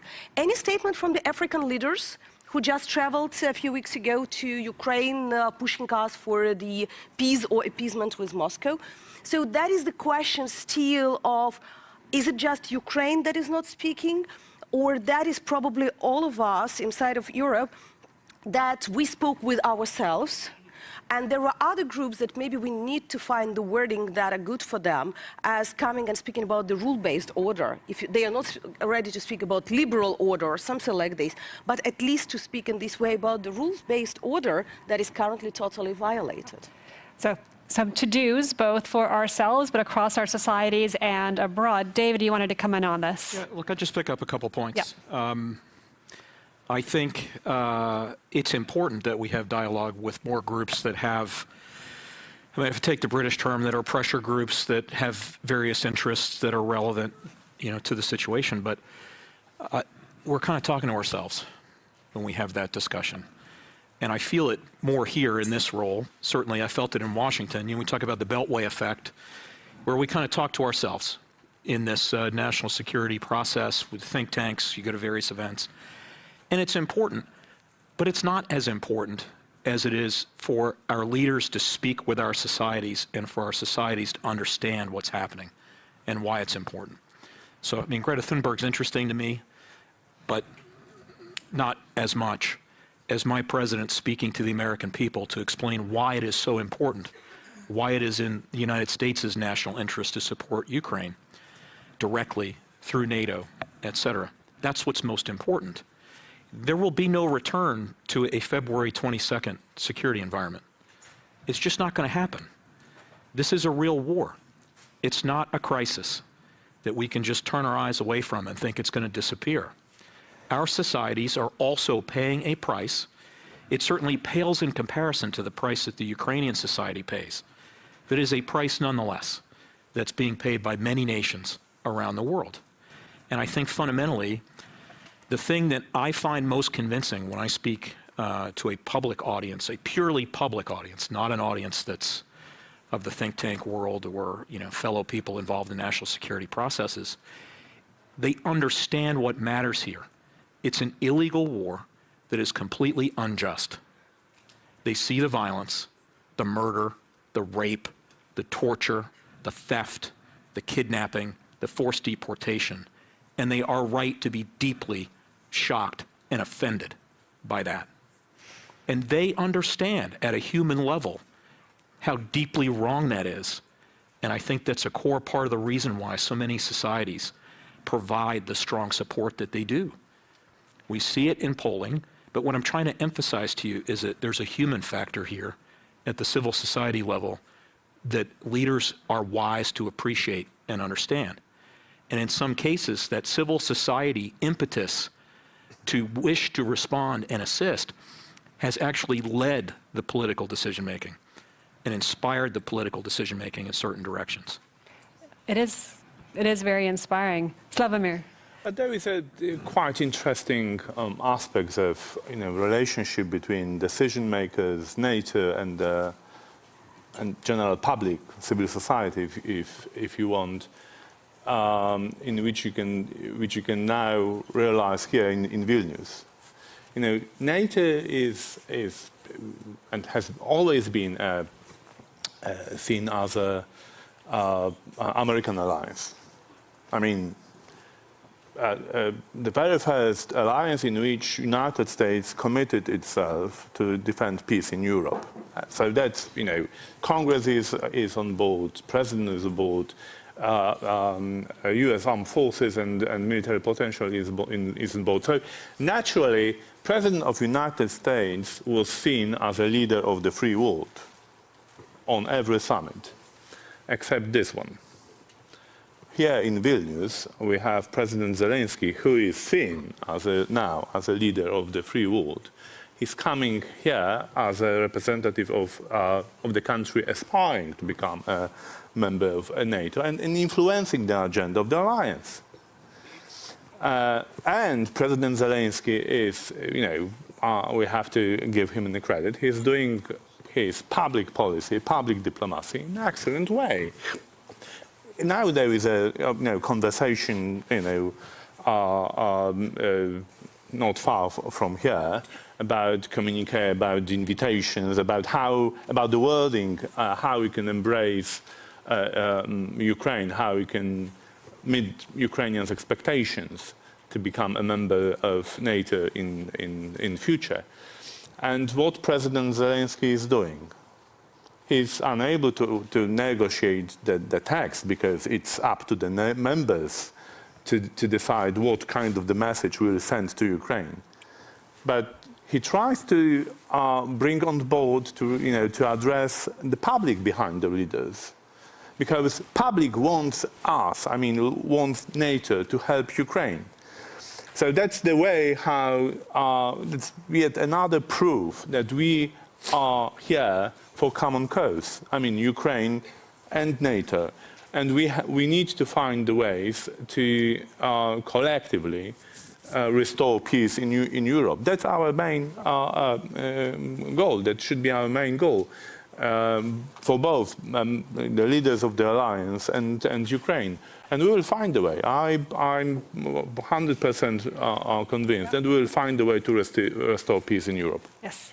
We have questions on the hows and the whats, but if there's a question in the audience as well, if we have, so it's a bit hard to see in the glare. Okay, so we have one question there. As you line up, I'll ask from here. Will there be timely security guarantees for Ukraine is coming through the Slido system? Sitting here, David, do you think that there will be meat for Ukraine? There is always meat at a summit. This is my fourth summit. If there's one thing I've learned, it's that I can't presuppose what any of the outcomes will be.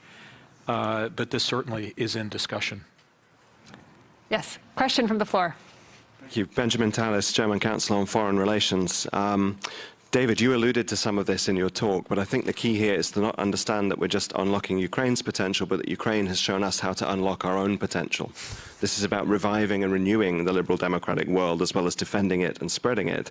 And I'd be interested to hear from the panel, what do you think is our homework in democratic societies in the West to make good on that and to actually realize that potential, not only for Ukraine as the frontier state of our better future, but for all of us in actually creating a better future for our populations to ensure that democracies can deliver materially as well as morally on their promise to be a superior system? Thank you. I think each of that could be an essay in response, but if you could have 2 points on that answer, maybe starting with Slavomir, what are the 2 points that get to that? I think we need to do all possible to help Ukraine to win this war, repel Russian aggression. So that's absolutely fundamental, I think, and we can do that. We can do that. It's up to us to make the decision. And second, we have to send the message not only to Russia, but all adversaries, all those who are toying with the idea that aggression on neighbors can be a good way of doing business in contemporary world. We have to send this message together that no, you are not going to succeed, you are not going to prosper, and your attempts and your country will be defeated.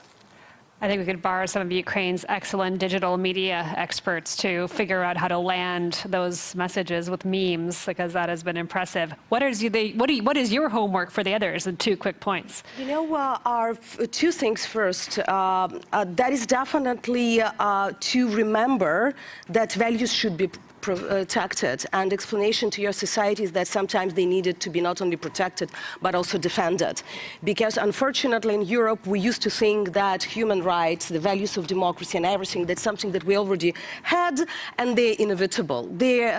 They can be reversed, both politically with the populists or some political parties, or military with the actions of adversaries. So a little bit refreshing ourselves, waking up and explaining, yeah, the threat still can be. And the second, to stop being afraid of their own potential. It seems to me that during this year we saw more self-restrictions inside of the European political circles, inside of the European societies, than the actual threats were from the Russian Federation.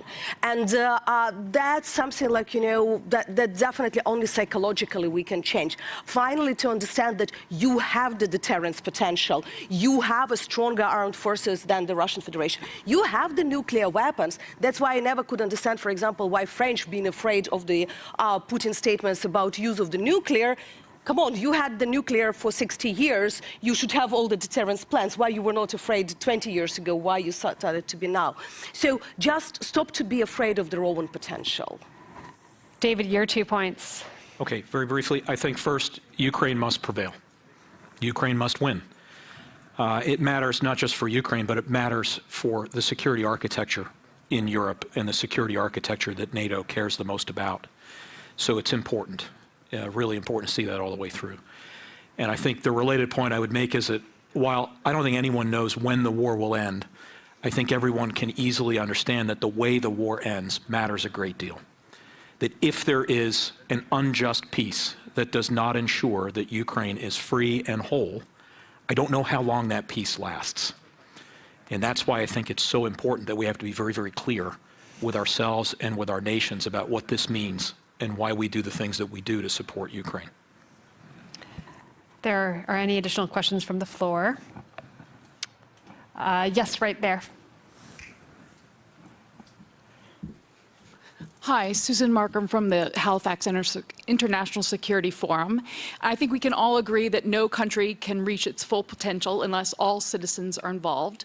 So I was just wondering how NATO and civil society in Ukraine is working to engage women leaders and integrating the issue of gender equality into the war and rebuilding efforts. We just had this morning first wonderful meeting with the NATO WPS talking about how to incorporate as much as possible. There are several issues. First, Ukraine is definitely up to the 1325 and have the national plan just adopted.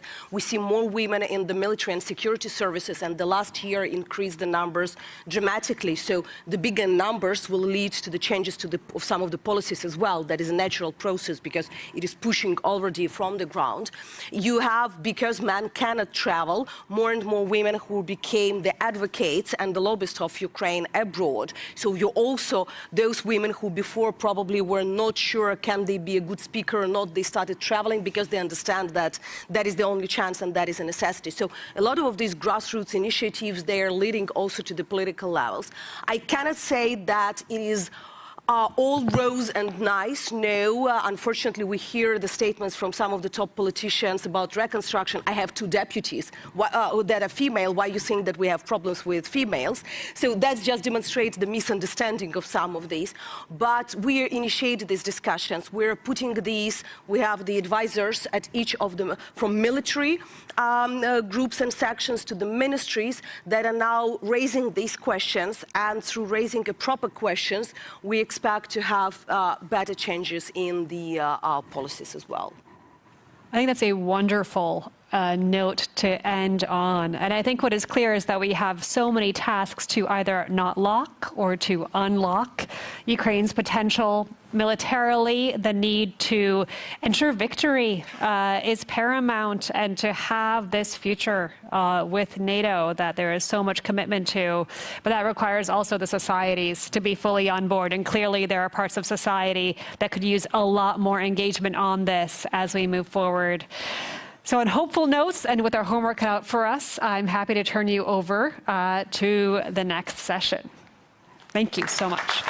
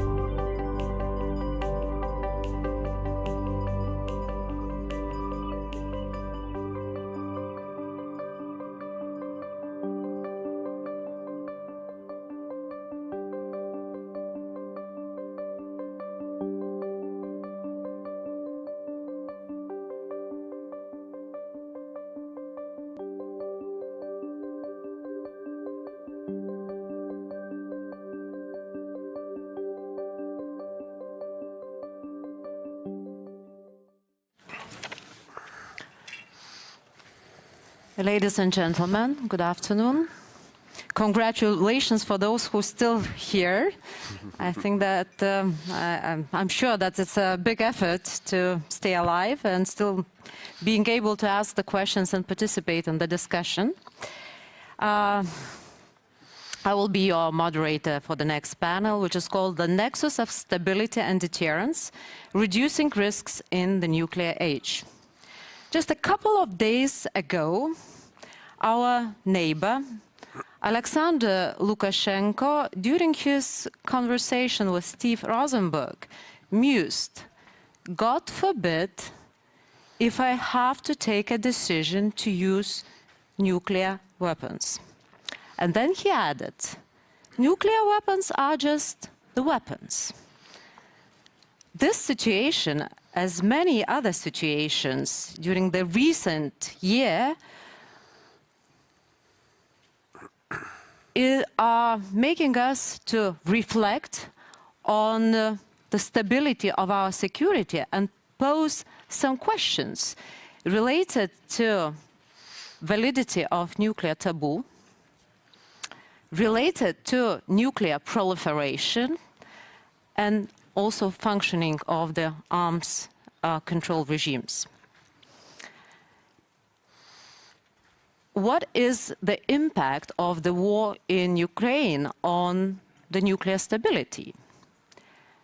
And what role NATO has to play in the situation? Does it have any role to play in the situation? So these are the questions which will be discussed in this panel, and probably some more.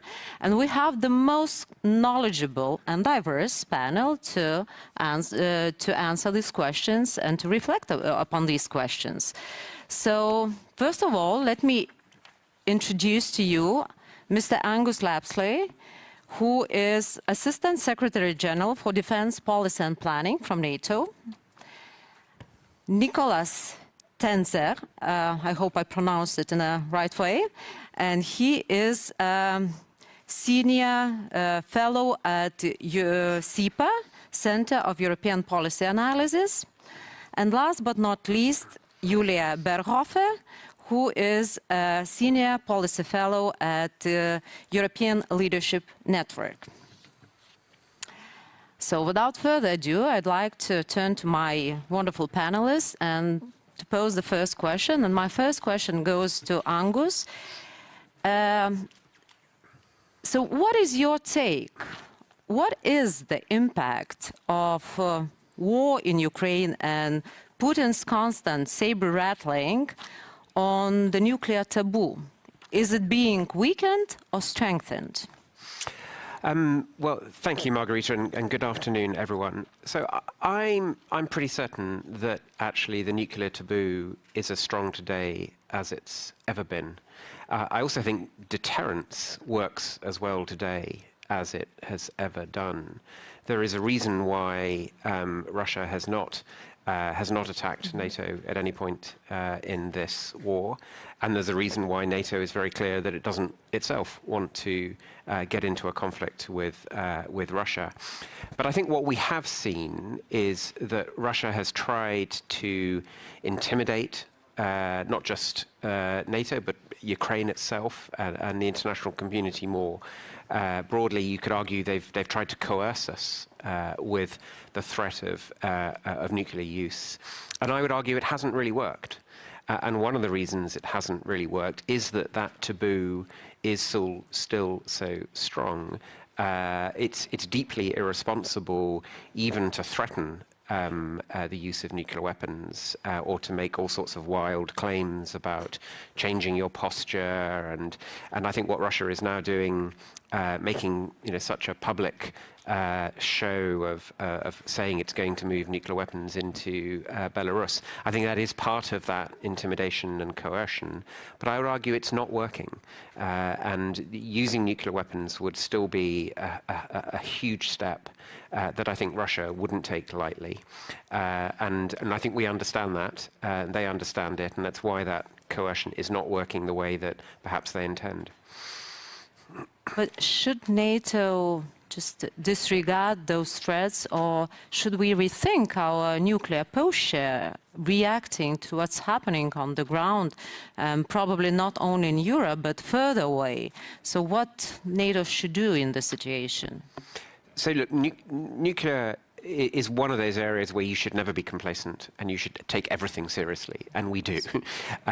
Because even if the likelihood of an event is low, the impact would be horrific. So we do take this really seriously, and NATO has spent a lot of time over the last 18 months, and indeed going back further than that, reflecting on our own nuclear posture and making sure that it is predictable, stable, but also credible. And that means exercising, it means demonstrating our capability, it means the kind of investments that lots of allies are making at the moment, whether that's the US and France and the UK, all putting considerable investment in the moment into modernizing their nuclear forces so that they are credible for the future. But also, allies who participate in the nuclear sharing arrangements in NATO, like Germany and others, who are investing heavily in the capabilities they need for that mission to be credible well into the 21st century. So I think being credible on our own deterrence, communicating that, so that any potential adversary knows that it's there, it's unchanging, and it's serious. I think that is ultimately the best way of reducing the risks.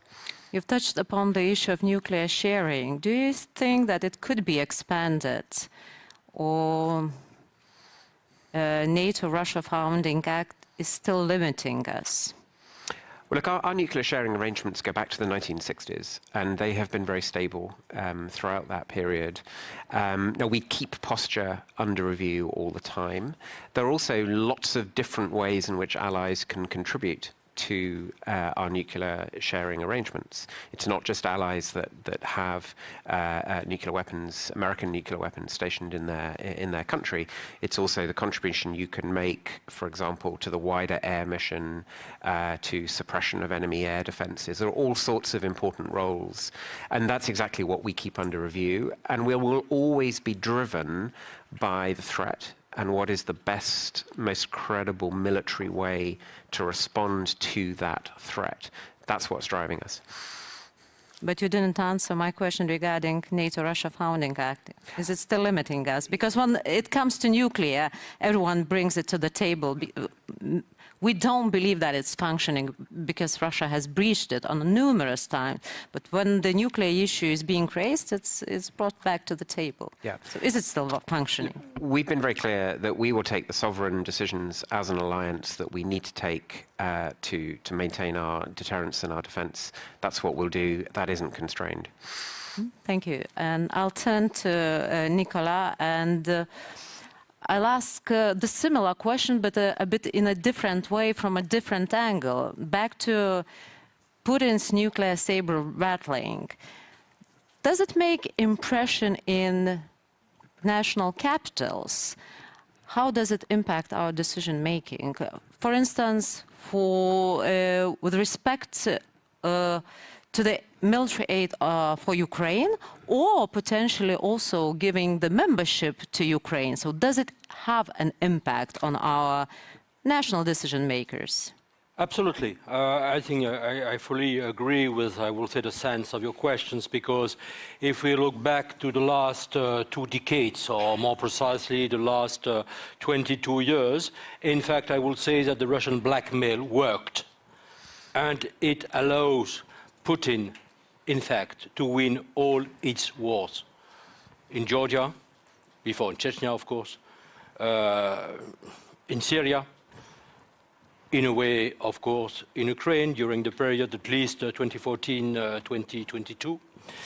And in fact, you had always, I mean, this fear coming from the West that this threat was credible.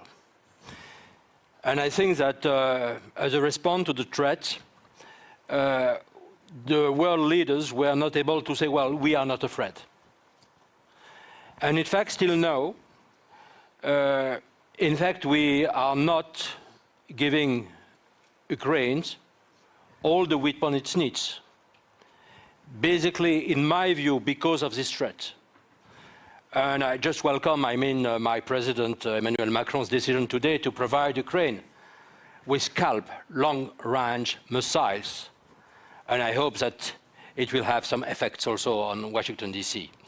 But having said that, I still consider that we are too much buying the alleged red lines put by Russia on this because of basically these threats. And always, for instance, I was advocating since the first day of the war, February 24th, 2022, the fact that we should take actions according to the Article 51 of the UN Charter.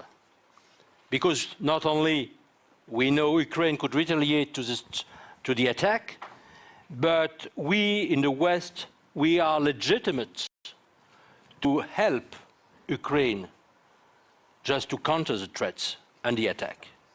We didn't. And in my view, you have this kind of nuclear blackmail still functioning right now, of course. And I fully agree with what everything Angus said just at the moment. We have to take, I mean, any kind of nuclear threats seriously. It means that we have to monitor. We must have very clear intelligence assessment on what Russia and other nuclear power are doing. Certainly we must absolutely do that. And we have also to be very clear and to assess, I know how difficult it is, the chain of command in Russia. We know that we are 3 persons that are needed to push on the button: Putin, Shoigu, the Minister of Defense, and Gerasimov, the Chief of Staff of the Army. And there will be other people, certainly, who will be very needed to take concretely action. So we have to assess everything. But the idea is that there are still red lines, and there are some things that we cannot do, is completely, in my view, a blunder. Let me adjust a thing. If we had taken actions more decisively at the beginning of the war, not only we would have saved thousands, I would say dozens of thousands of lives, of Ukrainian lives. But certainly we could have basically prevented at the earliest possible stage any kind of risk of war. And the more, I mean, we are hesitating, I will say the more, even if, in my view, at very, very, very low level, the risk is increasing. Thank you. And I'm just wondering, okay, in academia, at the decision-making level, it is clear your recipe is to monitor but not to overreact. But how to calm down the societies? Because they see those terrible headlines and they react, and politicians have to react to their reaction. So that is the first question. And the second one, which is related, why nuclear saber rattling is more effective in the Western societies, in the countries which are further away from Russia, than in the countries which can feel immediate threat from Russia. Why is this happening? I think that I will, if you allow me, just to answer your second points before. First of all, we must not underestimate the depths of the Russian propaganda in the Western societies. I remember, you know, in many TV shows, not only in my country, in France, but also, you know, in the UK, in Germany, you know, in some other country, in the US as well, you had, I mean, hidden Russian propagandists saying, well, we must not deliver weapons to Ukraine because otherwise Russia will nuke them and us. And I mean, you had those propagandists saying, okay, we want to save Ukrainian lives, but because of that, we don't have to send weapons to them, because of the nuclear threats. So, I mean, we must not underestimate this hidden propaganda. And then, of course, it had effects on the average people. And because the average people, of course, could fear, and I mean, that's a legitimate fear, the use of nuclear weapons that must remain something absolutely unacceptable. I think that we certainly, we were, I will say, we insufficiently dealt with this kind of issue, just to offer the counter-arguments to those propagandists coming not only, I would say, from the government and the senior officials, but also for the media who studied very clearly, I mean, this kind of issue. And then on your first questions, first of all, I think we have to send the right signal. First of all, if we have, and we had some, world democratic leaders saying, well, there is a true risk, that's the best, very bad message to the public opinion. Second, and we did so, we must make very clear that we have sent some messages to Russia. Third thing, we must not accredit the idea of a kind of World War III, because immediately, and that's part of the Russian propaganda, I mean, use of nuclear weapons means, of course, the annihilation of the Earth and World War III. No, it's not the case, because for a very one reason that, I mean, all the specialists perfectly know, we can answer to nuclear threats through conventional means. And I think that there was the idea, especially because we in Europe also haven't devoted enough means to the reinforcements or conventional army, that, I mean, it was only the questions of, I mean, rivalry between the great powers was only a question of nuclear threats. And the fact is not. The fact is that was fully predictable. No, we have a conventional war waged by Russia in Europe, and we are able to answer conventionally. And even if there is a nuclear threat, we can also answer conventionally. And I think that's a very important message, also to reassure the public opinion. So, potential of answering nuclear threats with conventional weapons is key also in reassuring the society. Absolutely. And my last question takes me a bit further away from Ukraine, but what's happening in Ukraine is used as a test ground or as a simulation for countries which are a bit further away. And what we do there, how we as collective West react and what's happening in Ukraine is considered and taken as a certain, lessons learned by those countries in their projection of how to behave, what to do themselves. And I mean China. China is looking very precisely at what's happening in Ukraine, conventionally, how we are reacting to what's happening in Ukraine, but also in terms of our nuclear messaging and our nuclear posture. And my question is, Lithuania just 2 weeks ago has adopted Indo-Pacific strategy. Does NATO have to have something similar, to have an Indo-Pacific strategy, also including a very clear stance, nuclear posture vis-à-vis China?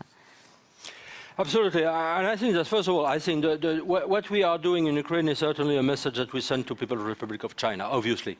And the fact is that if we let, a nuclear power, namely Russia, deter us and limit, and I will also self-deter ourselves and limit our willingness to take action in Ukraine, it will be certainly the wrong signal sent to Beijing. That's absolutely true. And I think that, of course, Beijing is watching that very carefully, because if you are a nuclear power and you say, oh, okay, you can dictate your conditions to the planet, to everyone, you can invade the neighboring country, they can shatter, the world order, then, there will be absolutely no peace. And that's true for China, but that could be also true for some minor nuclear powers. In regional conflicts especially, and we have many other examples.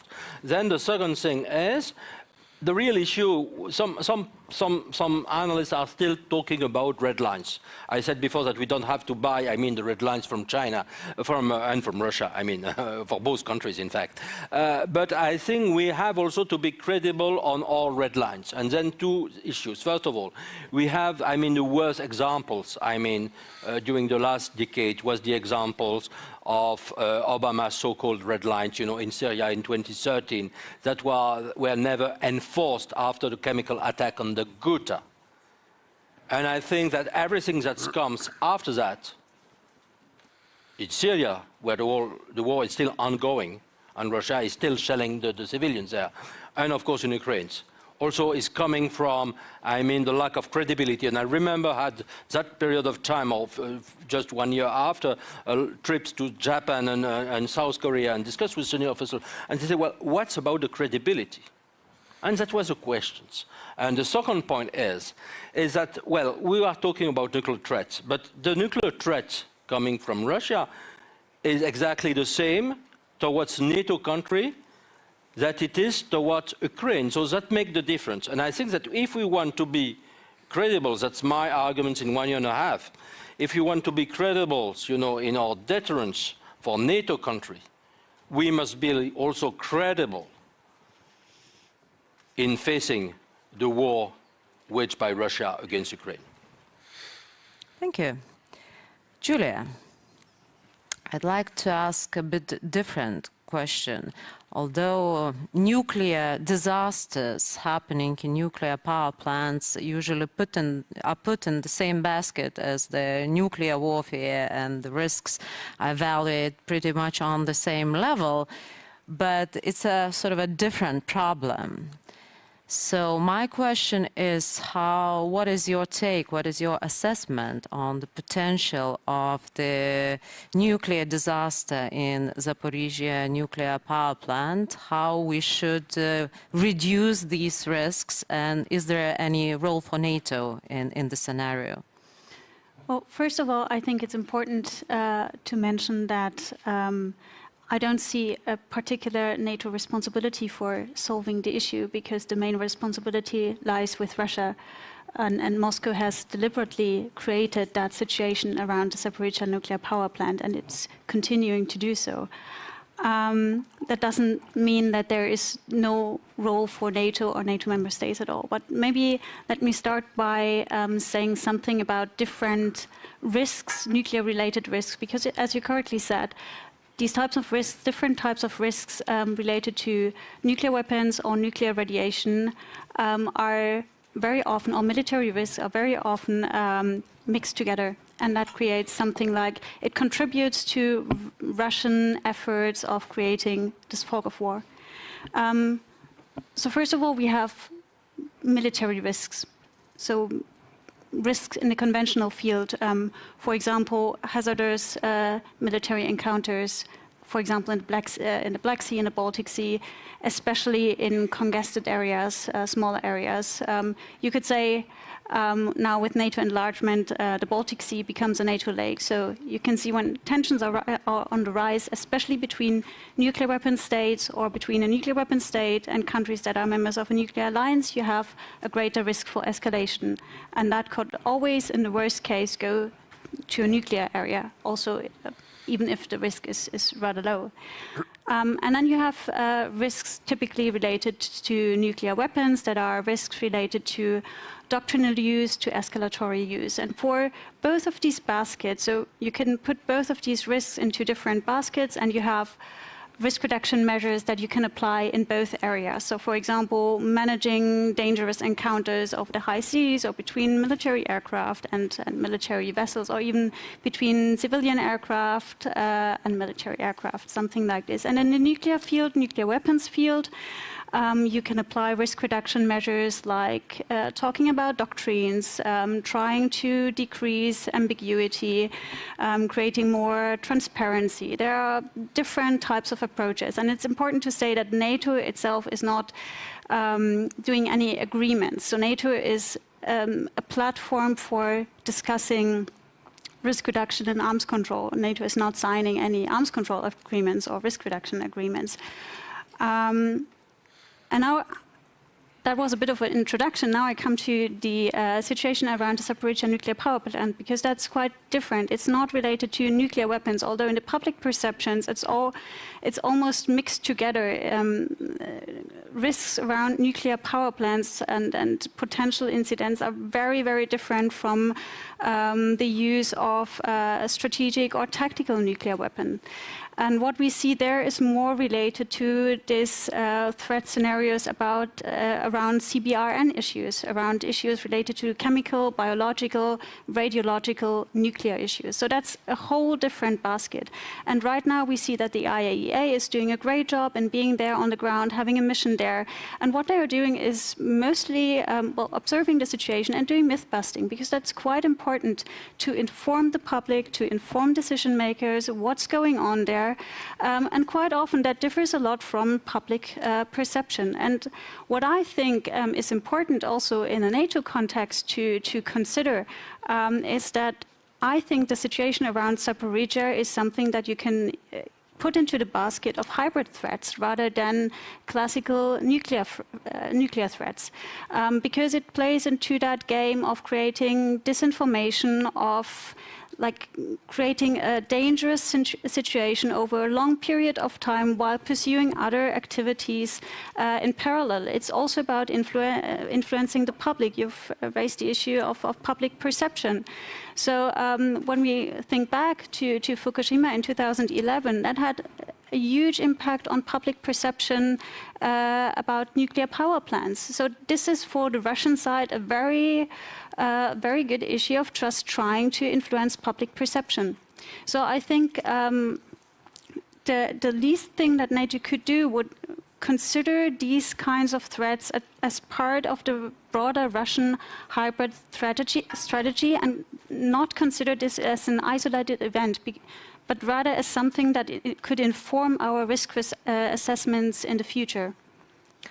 But are there any measures that we can take to prevent situations like that? I'm just pondering upon one situation. There was in the recent news a message that Wagner troops have been approaching one of the nuclear plants in Russia, and also Russian armed forces are, well, mining the Zaporizhzhia nuclear power plant.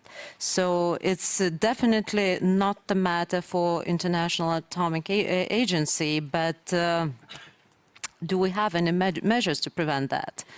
Well, unfortunately, you don't have something like the creation of a security zone around nuclear power plants. Ideally, you would have that on a global scale. Like something like a norm or an agreement that you must not interfere with nuclear power plants when there is a conflict or crisis whatsoever. Unfortunately, something like this doesn't exist, even not on a unilateral level. For example, states could unilaterally declare that they will not attack nuclear power plants whatsoever. Unfortunately, something like this doesn't exist. It's a bit like, I would compare that dilemma with the cybersphere, where it would be great to have norms, especially norms that you could apply to critical infrastructure, but you don't have them. And I don't want to be overly pessimistic, but realistically, I don't see that happening, because it's just going back to the Russian side and to Zaporizhzhia, it's just a very practical issue to create a threat scenario without actually doing something. Like it's still under the level of military activity. Well, apart from the shelling that has happened, especially and is still ongoing, but on the basis, it's below the level of military activity. So it's a very practical tool. And then the question is, why should you subscribe to such a norm if it serves your interests and if you don't have like an immediate motivation to just not do that? I think that in general, and in particular in the nuclear field, we are facing this dilemma. Norms and agreements are usually the ones who are creating trust, reducing uncertainty, ensuring stability. But at the moment, there is no appetite for arms control because we have to deter. So what is the future of the arms control in nuclear fields? What's your take? I know it's a very difficult and broad question. But. Well, it's a question that many people are asking right now, and rightly so, because a common saying is you don't do arms control with your friends, and maybe you don't do risk reduction with your friends, but you do that in a crisis. And when we look back at the Cold War, we can see that the initial impulse to do risk reduction and arms control started after the Cuban Missile Crisis, because the actors just realized we don't do arms control because we want to please others, but we want to be safe ourselves. The problem right now is arms control treaties, as we all know, have eroded. We don't have that basis anymore, so we have to go back to the very basics, and the basics are risk reduction. So how can we avoid nuclear war? And that is a very technical question for the Western part and for the NATO side. For Russia and China, it's a very political question. So they want issues like Ukraine to be solved, like for Russia, to be solved before they enter into a conversation about risk reduction measures. Something I mentioned that in the beginning about transparency, understanding each other's doctrine, trying to make a bit clearer what are the scenarios of nuclear use on each of the sides, something like this. But it's hard to start a conversation with the other side if the other side doesn't want to do that. So quite recently, National Security Advisor Jake Sullivan just re-emphasized that you could, in fact, discuss about risk reduction issues as a matter of compartmentalization. So you keep that separate from the overall situation. And that was put on the table, and those of you who read the statement by Deputy Foreign Minister Ryabkov know that this was kind of politicized by the Russian side. So, in fact, compartmentalization is not something that the US invented or NATO invented, but something that served the interests of both sides during the Cold War, and right now it's being politicized and framed as something that serves US interests.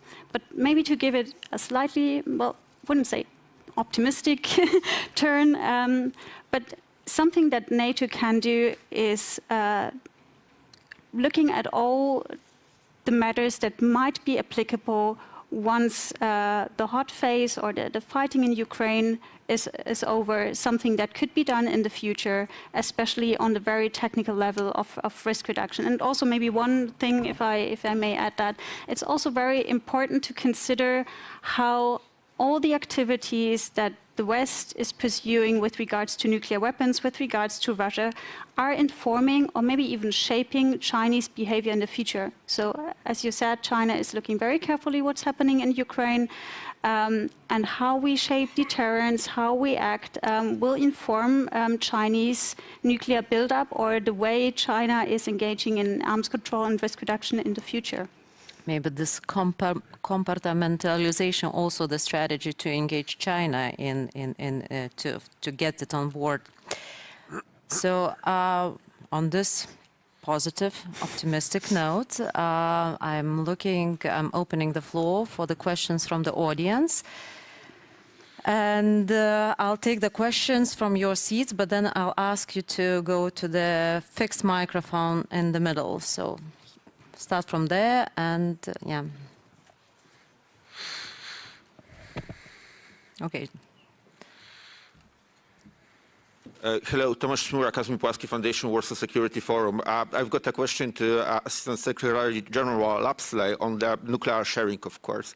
Probably you might hear that advisor to the President of Poland today informed that Poland will be willing to contribute more to nuclear sharing as we in the process of the procurement of F-35, still having a significant fleet of F-16.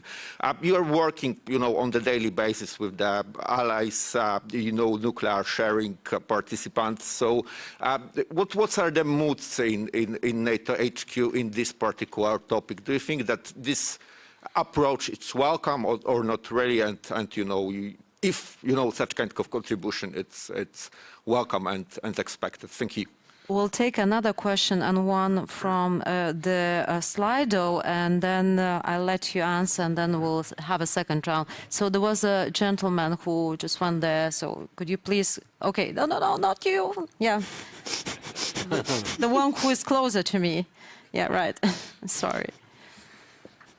Absolutely. Erwan Lagadek from the Atlantic Council and George Washington University.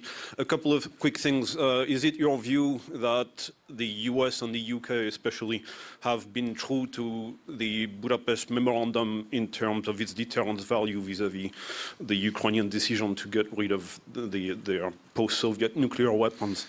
And number two, we are seeing an increasing number of media pieces about the influence of the Orthodox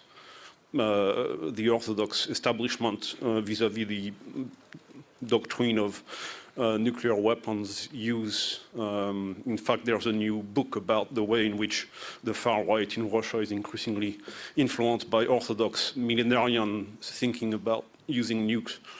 Do you think there's value to that, or should we in fact be on the lookout for Russia planting stories about the Orthodox Church pushing for a much more aggressive doctrine on nuclear weapons as a way to use the madman theory of nuclear doctrine? Thanks.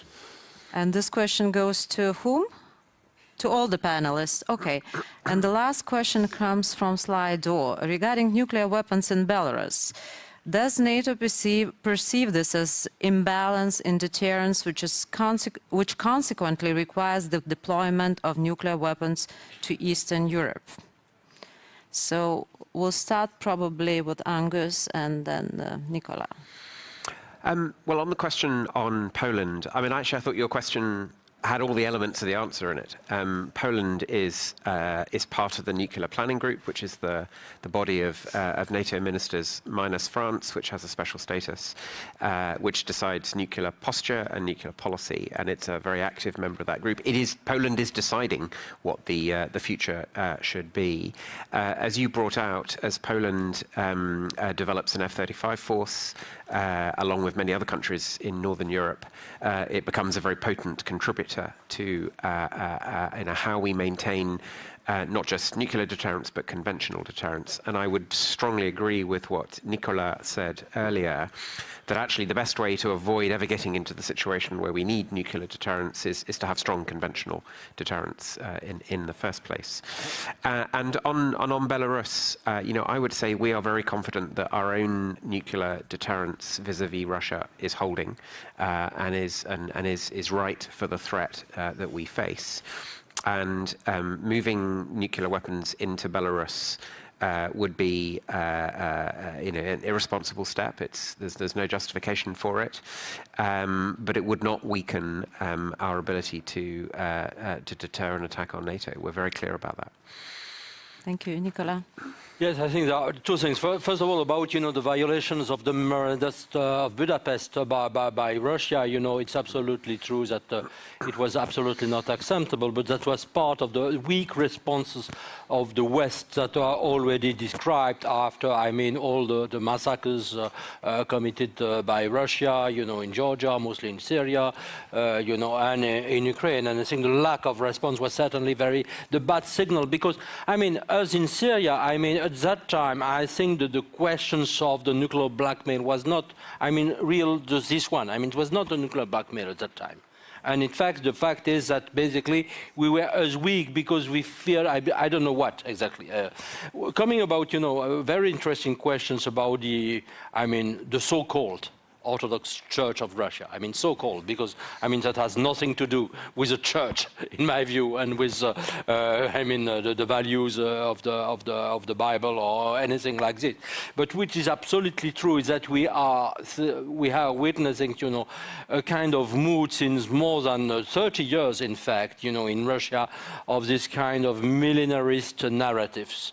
The cult of the death is something very frequent. We have, of course, some priests who were basically praising, all the massacres and the war crimes against humanity of the Russian soldiers, in Ukraine. And you have, sorry, I wrote a long piece about that, so I won't be long now.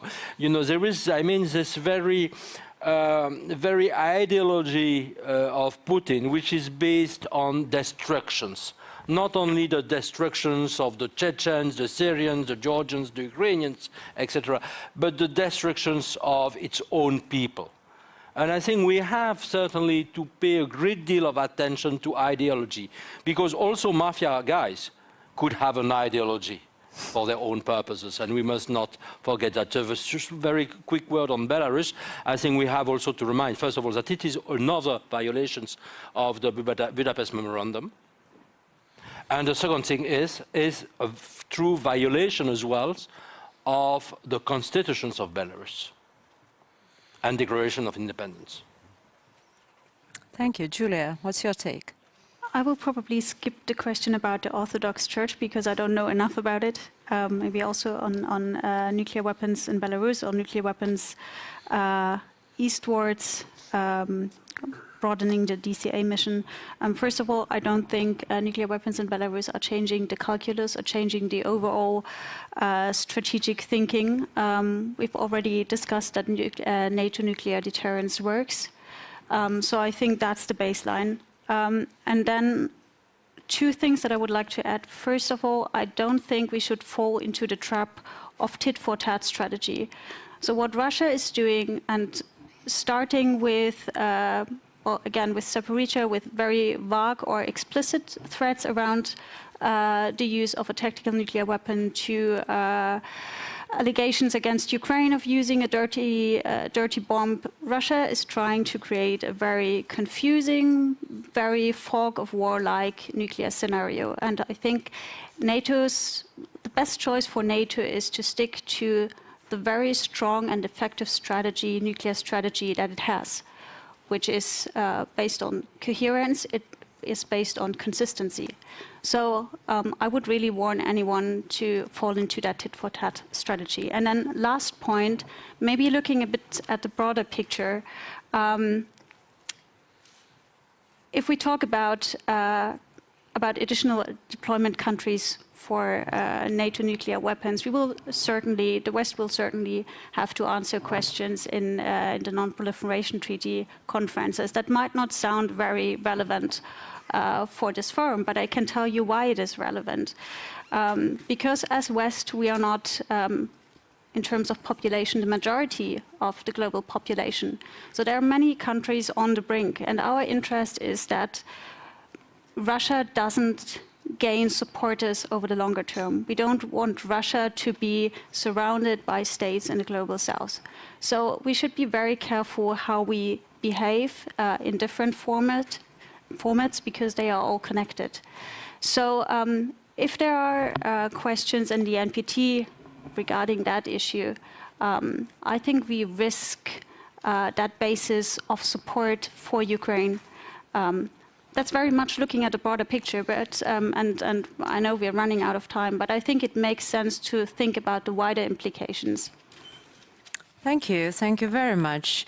So I think that major takeaways is that nuclear is very dangerous, so we have to be careful with nuclear, and first of all, we have to be careful and not get involved in this tit-for-tat strategy, because it might lead us on very dangerous path.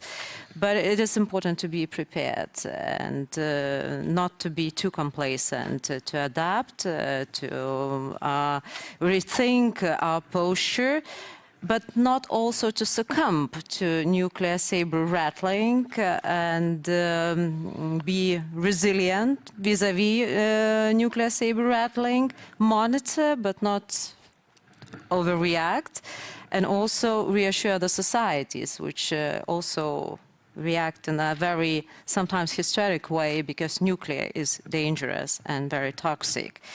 And although there is no probably room today for arms control negotiations, but we will have to come back to these negotiations when the war is over. And as Julia suggested, probably these conversations have to be compartmentalized, and it's not only taking Russia on board, but also China and potentially other players.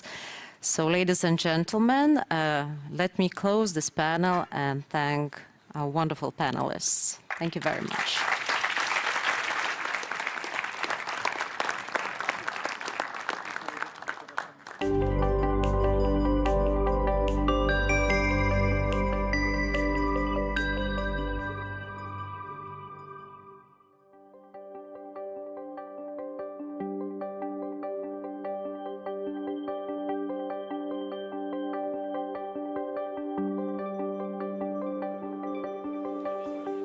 Now, a short announcement that the session we were supposed to have at 16:40 may be moved to tomorrow. And the second one, we are going to have a coffee break, long-awaited coffee break, 20 minutes. After that, we will go live with Washington, D.C. Please be back in 20 minutes.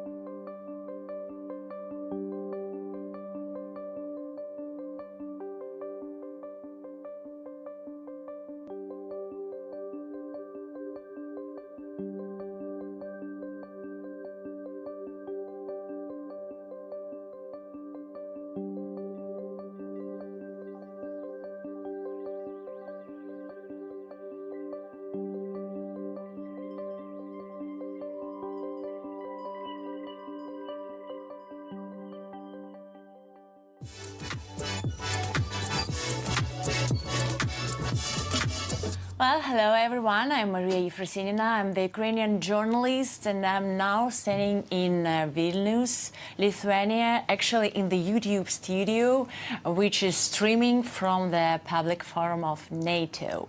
And I'm very, very happy and honored to welcome here in the studio the Prime Minister of Latvia, Mr. Krišjānis Kariņš. Am I right? Perfect. Perfect, it's very good. And let me start with thank you from all the Ukrainian people to you in your help and support to Ukrainians. And you know that the whole people of our country is keeping eyes now on what's going on here in Vilnius. And could you please, I know that we have only a couple of minutes, could you please tell me all your personal expectations from this forum for Ukraine? Within NATO, it's no secret there are various approaches in thinking about Ukraine and NATO. Good news is, in terms of support for Ukraine with weapons, ammunitions, money, humanitarian aid, etc., there is complete universality. Everyone is fully committed and will continue to support Ukraine as long as it takes. There's no question about that. This is actually very, very good news. That is, the longer the war goes on, the more committed everyone is to helping Ukraine. So it does not become weaker, it actually becomes stronger. So the will among NATO members is very clear. Then is the question of when and how does Ukraine become a member of NATO? Mm-hmm. And there are countries such as mine that thinks it's very simple and obvious. Ukraine must become part of NATO in order for there to be peace, not only in Ukraine but in Europe, because fighting a war costs lives, it causes damage, it costs money, and supporting a peace is completely different. And NATO is the only credible guarantor of peace in Europe, and Russia knows this. So the only question is what kind of decision we will have, what the actual wording will be. The sentiment is actually quite universal. Of course, it was said many years ago that Ukraine must be or should be in NATO. But now it's coming down to, okay, now how do we actually move in that direction? We've been saying it for many years, but how do we actually move in that direction? So there will be still some discussions about that. But to me, it's almost, I could say, it's not almost, it is actually black and white. I heard your position on the panel. It's one of the most exact and very straight. And actually what is Latvia showing us is that since the beginning of war, your country has spent 1.3% of ITS GDP to help Ukraine. How can we persuade, for example, all the European countries to make such a great support to us? You did it, you managed. We're still doing it. And what the interesting thing is in our country, when the government, and almost every week in government, we're making new decisions on what kind of aid is going to Ukraine. It comes from the military, it comes from the health ministry, it comes from the interior ministry. After the exploding of the dam, then there were generators, and our services are in contact with your services. What do you need? What do we have? What can we get? But civil society in Latvia is doing the same. And as the government is making decisions, I'm looking, we have all the time convoys